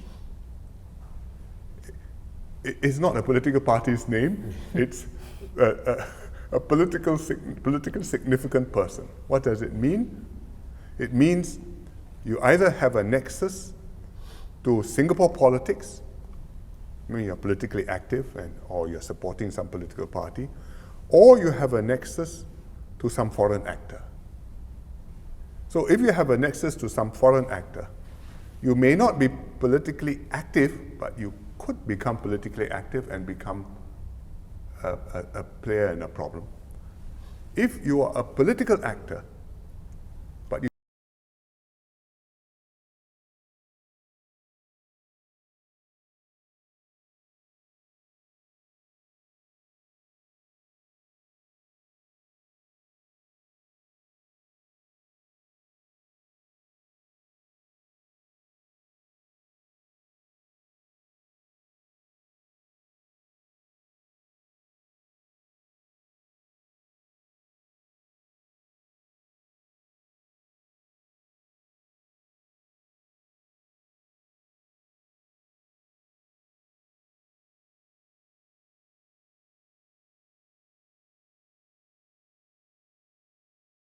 politically significant, he's not just an innocent third-party advocate who believes deeply in what he says and is putting that view forth, but possibly you must know what his connections are. Secondly, it makes it harder for some foreign actor to influence him, because if you put him onto your distinguished advisory committee, he has to declare it, and that diminishes his value to you. Thirdly, if he doesn't have any connections, it enables him to declare and see, I don't have any connections, you can trust me, I am a politically significant person, but I am not doing anything wrong. So in that way, we manage the problem. So who are PSPs? I'm a PSP because I'm the PM, and therefore nexus to Singapore politics, quite clear. My ministers are PSPs. My MPs are PSPs. The opposition MPs, even the NMPs, they are also PSPs, automatically, not designated, but they are also PSPs. The People's Action Party, as a party, that is a PSP too, because the party can be subverted. And every year the party has to declare, I'm not receiving foreign money, I don't have foreign connections, and if you declare falsely, then of course many consequences will follow. So that is the reason why we have a mechanism to declare, to define PSPs, to declare somebody to be a PSP, and therefore try and keep our system safer. So being declared a PSP doesn't mean necessarily that you have done anything wrong. It's just to put everybody on notice that you have either a foreign nexus or you're politically active. Is there a difference between being gazetted a PSP and being declared a PSP? Or? No, sorry. The ministers, the PM and so on, we don't have to be gazetted or declared. Gazetting and declaring are the same thing. The ministers and so on, we are PSPs automatically. Because you're occupying that position, you are a PSP. I think the PAP as a party, likewise, you are a party, you are a political party, you are by definition politically sensitive. If you are another organization, you could be a trade union, for example, you could be politically active because you can support one party or another. You are entitled to. But you are not automatically gazetted, you're not automatically declared under the law to be a PSP. You could be gazetted. So gazetting makes you a PSP. Once you are one, it doesn't matter how you became one. So does that mean then that the PAP and the other political parties would then have to declare their links or connections every year under this law? And every MP and every minister. Okay. And we have to do that from now onwards. What about all these, there are a lot of businessmen maybe who have dealings with China and all that, and maybe for their own economic interests, they are always pushing for certain things and, certain actions to be taken. Would that put them in danger of becoming PSPs because they will surely have links and... Well, you have to, that will be a matter of judgment and a decision which the Home MHA will have to make. Not everybody who does business in China is of interest, not everybody who speaks well of a foreign country is necessarily a foreign agent, or is likely to be a foreign agent, or is likely to have influence. So to be a PSP, you have to cross a certain threshold you are likely to matter, and therefore we will do something about it. Do you foresee more people being gazetted? I do not know. Okay, thank you, Pian. Yeah. Pian, we can talk a bit about racism. The minorities have come a long way past 2 decades and beyond, but racism still exists. Do you ever see it being eradicated, or what are your views on this? I think it is less in Singapore than most other countries. We will work to make it better. I think to make it completely disappear, I think would be very difficult. We started off with a founding ideal to be one people regardless of race, language, or religion. And actually we've gone very far in that direction by policies, by government indoctrination even, by the way we have built our society to make it one people regardless of race, language, and religion, and to treat everybody equally at work, at social occasions, in the way we interact with one another, full opportunities and equal treatment. But to make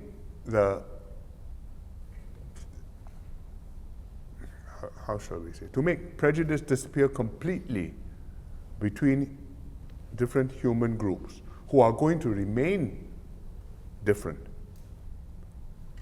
and keep our cultures, our heritages, and our religions, which are not the same. I think to remove altogether any sense of that difference, distinctiveness, I think that will be very hard.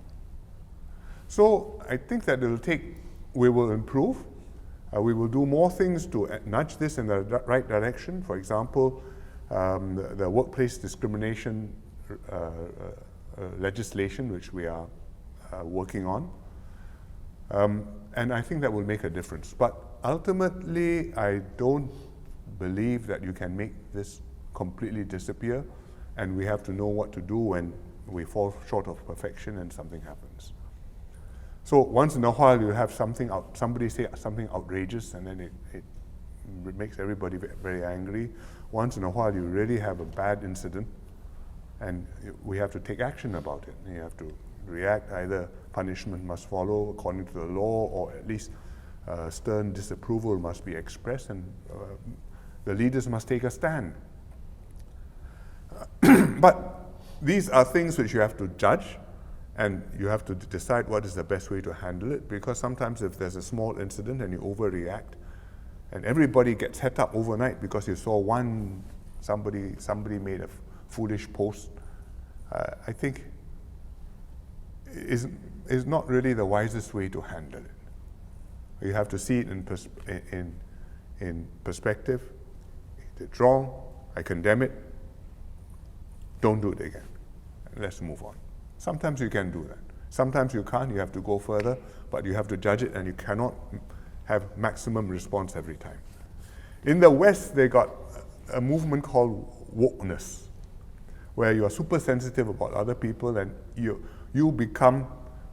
where you are super sensitive about other people's issues, and you become hypersensitive when other people somehow or others say things or mention things or refer to you without the respect which you or your super subgroup feel you are entitled to.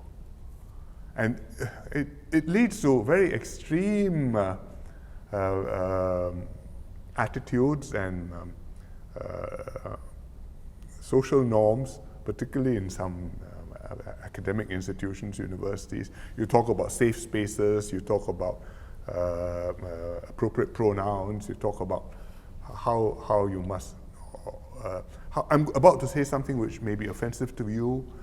If you don't want to hear it, perhaps you'd like to leave now. And life becomes very burdensome.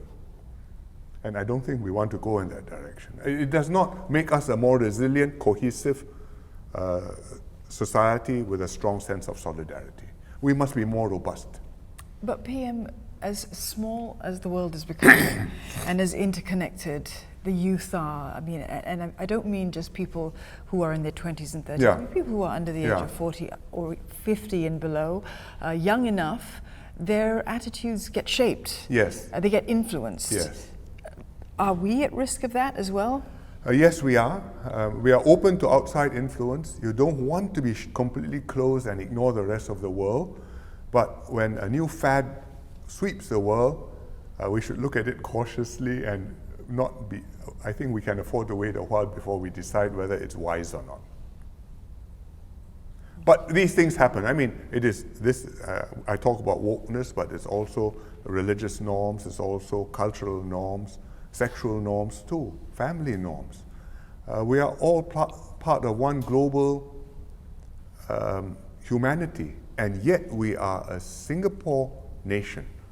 And you will always be both of this, and I want to keep this Singapore nation cohesive, united, open, but not dissolved and just melted away.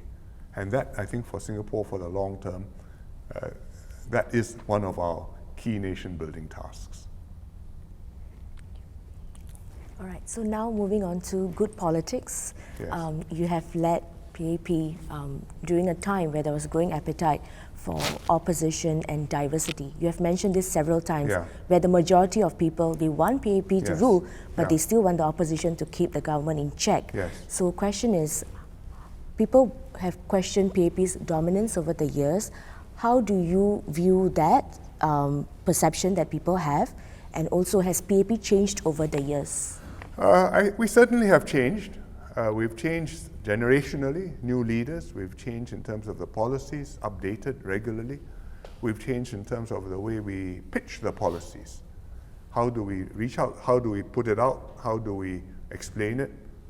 It's not just going onto social media and TikTok, but the way in which you engage people, discuss it with them, modify your views as you go along, and then finally present in an interactive way and get people to buy in.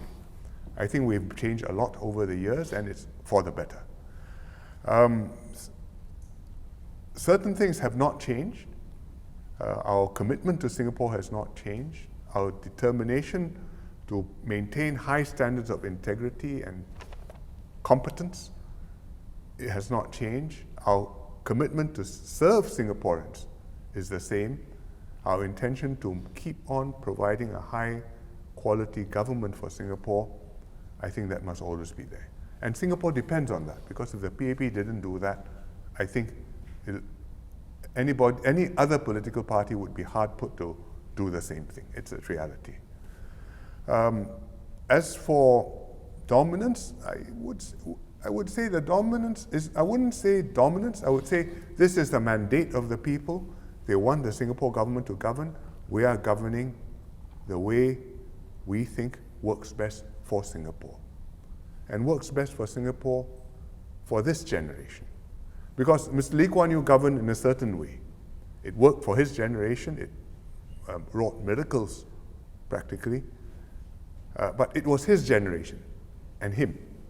And Mr. Goh Chok Tong did it his way for a younger generation, different from Mr. Lee. And I have tried to do it my way, different from both Mr. Lee and Mr. Goh. If I had tried to do it their way, either one, I think I would have failed. But beyond that, I don't know what you mean by dominance, because we set the agenda, we implement the policies, we make it work, but in Parliament there are ample alternative voices. The opposition has a dozen MPs, there are NMPs as well. All views are aired, and questions are asked without any restraint, answered, debated. People write all sorts of pieces on op-eds online, on CNA Insider, or in newspapers. That's the way a vibrant system works. So, yes, we have the people's support. Finally, the people want us to govern. If you call that dominance, well, that's we are dominant. But if you say we are a government with a strong mandate in a system where many other views are heard and not suppressed, I think that's a more accurate description of where we are. PM, you spoke about how in Parliament there are now more alternative voices, and you have said before that the PAP is in this unique quandary where people want you to be the government, but yet they want the opposition to do well enough so they can come into Parliament to check you. Yes. And you mentioned how that could have an impact on maybe having to spend more energies on politics rather than policies. So during your time as Prime Minister, have you seen, how has this affected maybe the debates in Parliament, and have you seen actual impact on? Well, I think there is no doubt that we are spending more time on politics than before. I think we still spend more time on policies, but that we do feel in the PAP that we have to spend the time on politics because you must win the politics. Otherwise, the policies cannot run. That's the way the system works. Parliament with more opposition, more active opposition, I think the debates have become more intense. From the point of view of quality of debate, if you are watching it as a television debate, I would have to say the quality has improved because there are more opposition MPs. They come with prepared positions. They have coordinated amongst themselves. They make their pitch. The government replies. From the point of view of government, has it improved people's understanding of issues and enlightened issues and enlightened the public? The answer is mixed. Because once in a while you have a non-contentious issue. For example, if there's a nasty accident and you discuss what should we do more to prevent accidents from happening, our heart bleeds for the victims. Or you've got a problem which is completely non-political, such as you've got so many internet scams, how do I protect people better from being cheated on the internet, old folks, vulnerable people. I think there it's not so hard to have a constructive debate, and the opposition will chip in ideas, and sometimes if you close your eyes, it sounds quite, could have been made by somebody white and white. But many other important issues are inherently carry some political color to it, and it's very difficult to take that political color out and have a debate which is solely focused on improving the policy and making things better or clearing that out.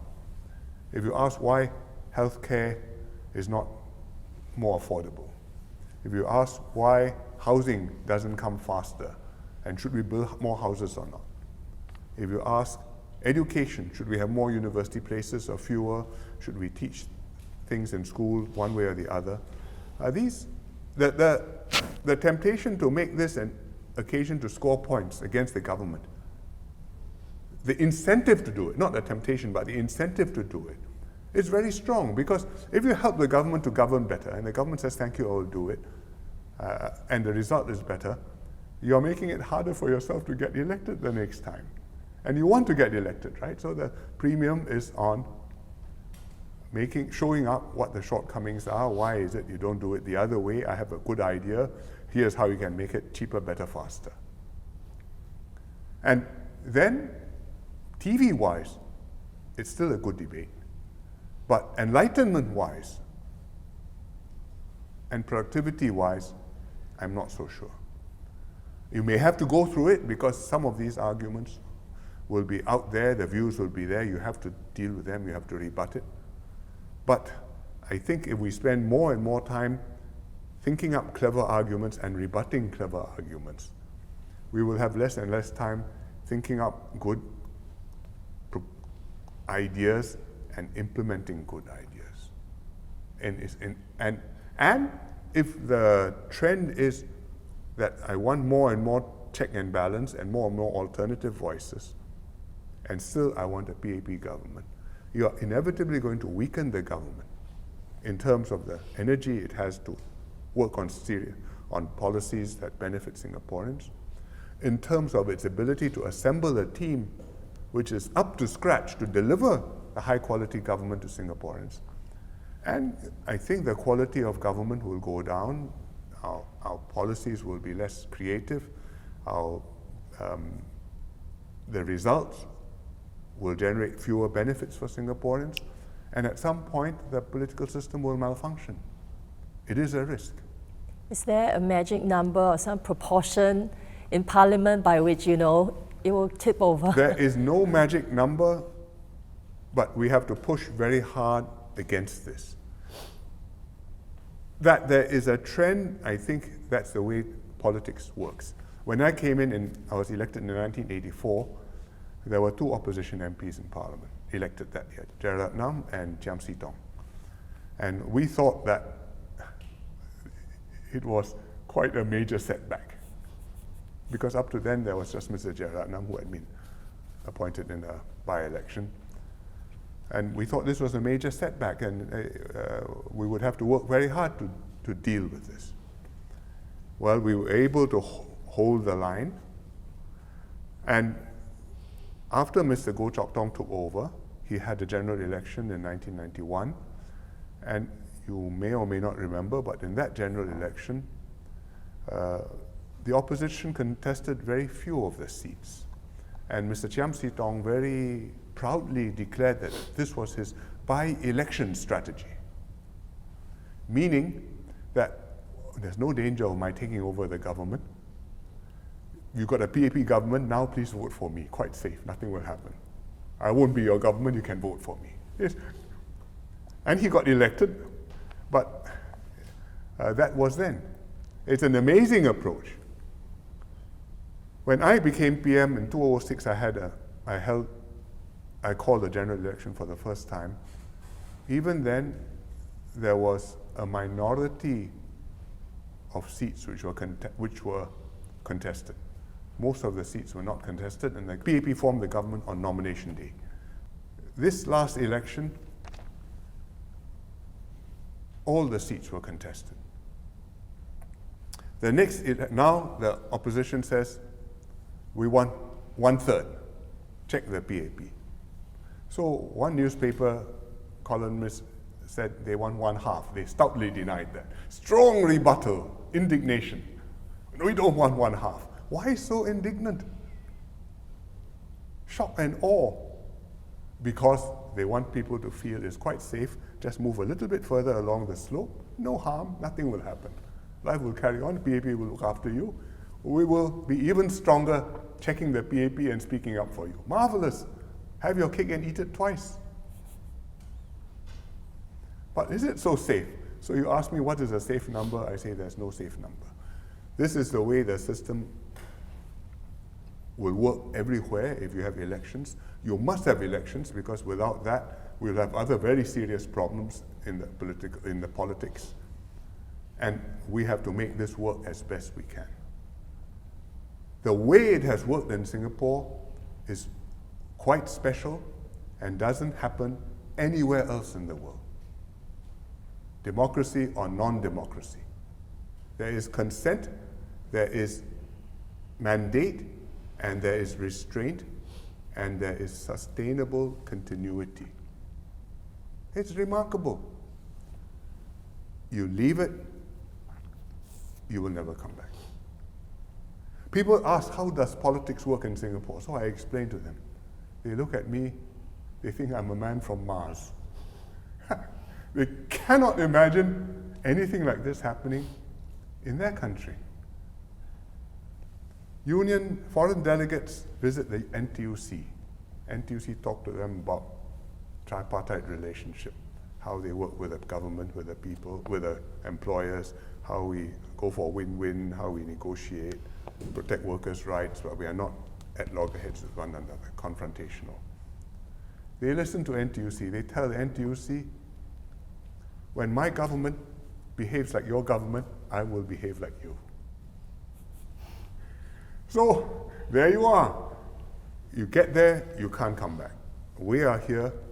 Keep it like this for as long as you can. It delivers outstanding results, whether security, whether economy, whether housing, education, healthcare, everything, to make this government work like this, to have this kind of standard of living in Singapore, to be able to to have a leader who can say, I have the support of the people, I've done my best for the people, and I think I have delivered. I think that's a very rare privilege which Singaporeans have. Keep it. But PM, you can imagine maybe the opposition parties will say that this is your pitch, and of course they are hoping that probably hoping that this doesn't remain forever. Yes, of course. They have to. That's the way the system is set up, and that must be their mission.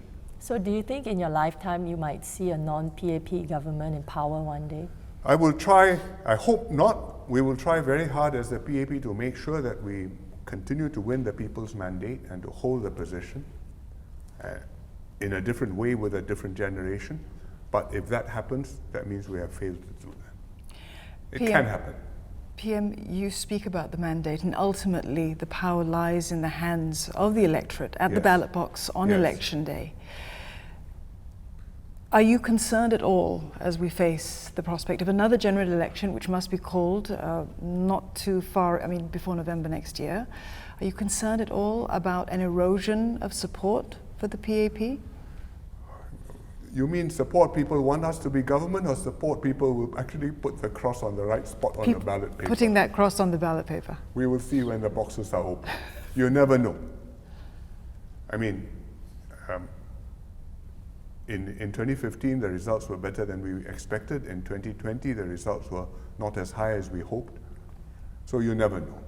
We will try our best to deserve that cross against the right logo, and we'll fight hard to persuade people to do that. But it can go to the wrong place, and the earlier question, 20 years, it can happen.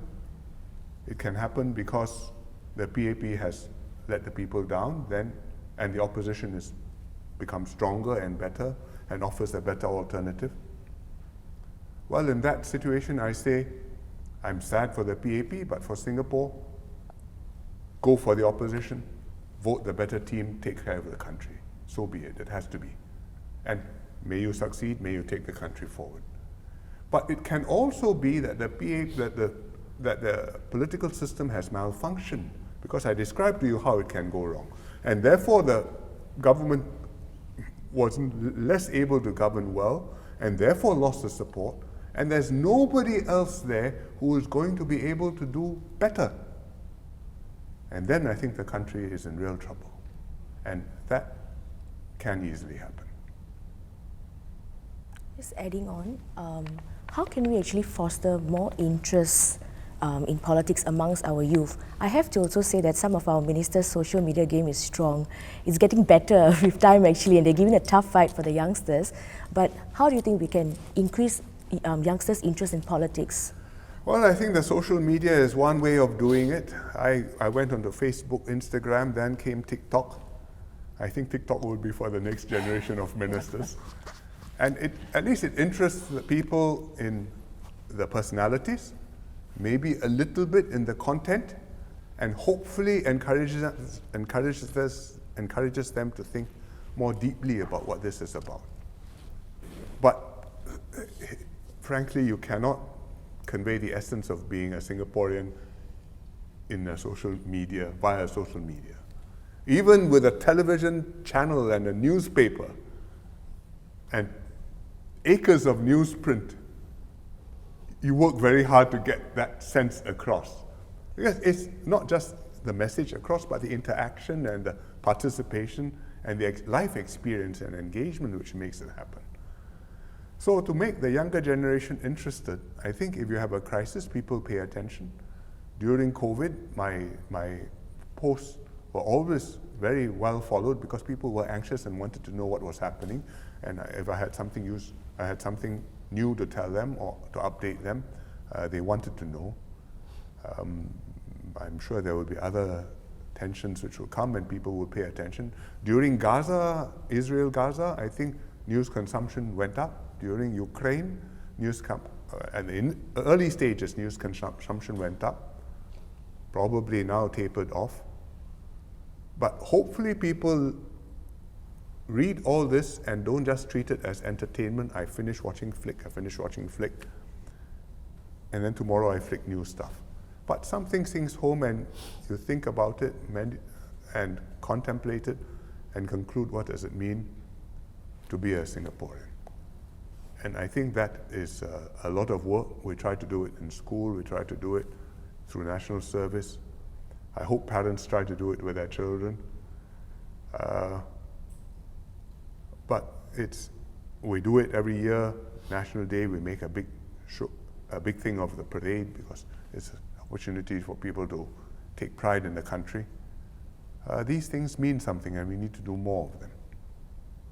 PM, what about not just to pay attention to politics, but your advice for young people, on taking the next step and to join politics like you have?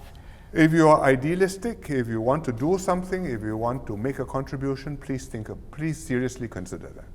It's very hard, it's harder now. I think to join politics maybe not so hard because it's may not be in the limelight. To decide to be a candidate is harder because then you're exposed and your family also has their privacy impinged upon, and family time. I mean, if all your weekends are spent in the constituency, when are you going to take your kid to the zoo? Yeah. So that's a consideration. But also social media and the online discourse, which can sometimes be very vicious, is a real consideration. And the families say, why do I want to put myself and my kids through this? Even if you're willing to sacrifice, you must think about us. So that is a real problem, and that's why we disapprove strongly of the false and vicious stuff which comes out on the internet. We haven't got entirely good solution yet, but it is a serious problem. And it is particularly a problem looking for people coming in to take office, to be Palsecs, MOSs, ministers. No, what for? And yet you need high quality Palsecs, MOSs, ministers, MPs, grassroots activists.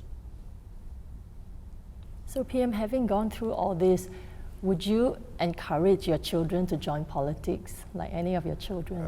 If they had an interest, if they were not my children, and if they had an interest, yes. If they are my children, the hurdle is higher.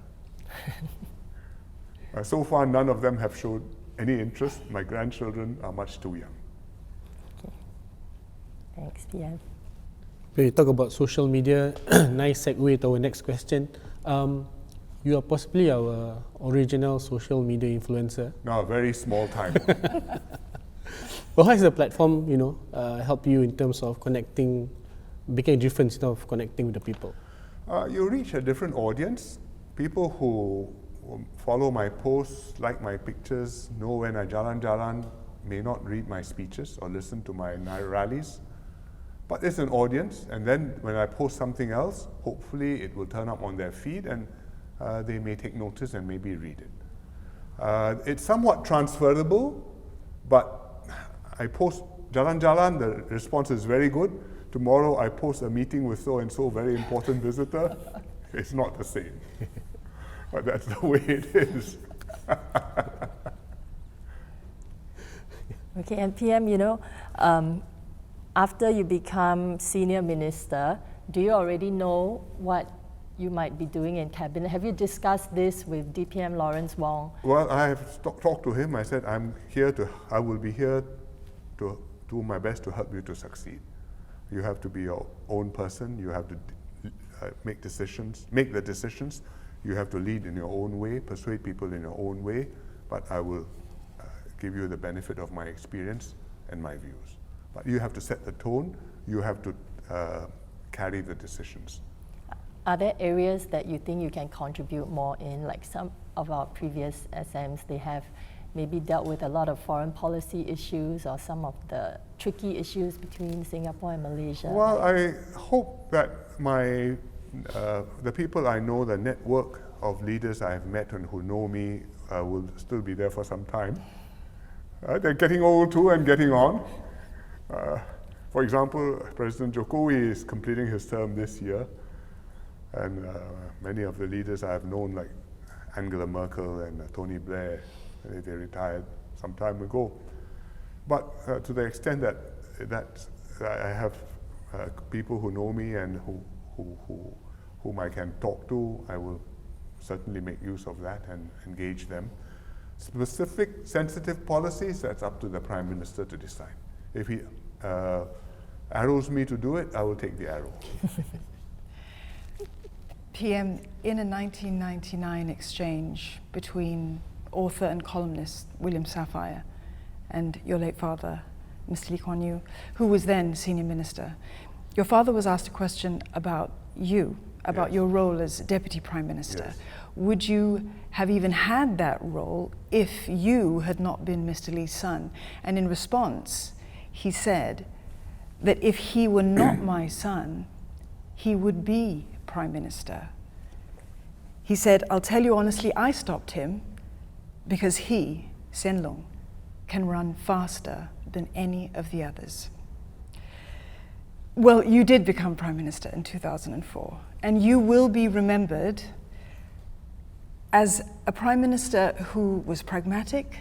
You'll be remembered for your resilience, for being tenacious. But what will you cherish about the privilege of having served as Singapore's third prime minister? Well, I didn't try to run faster than everybody else. I tried to bring everybody to run with me. And I think we did have some success.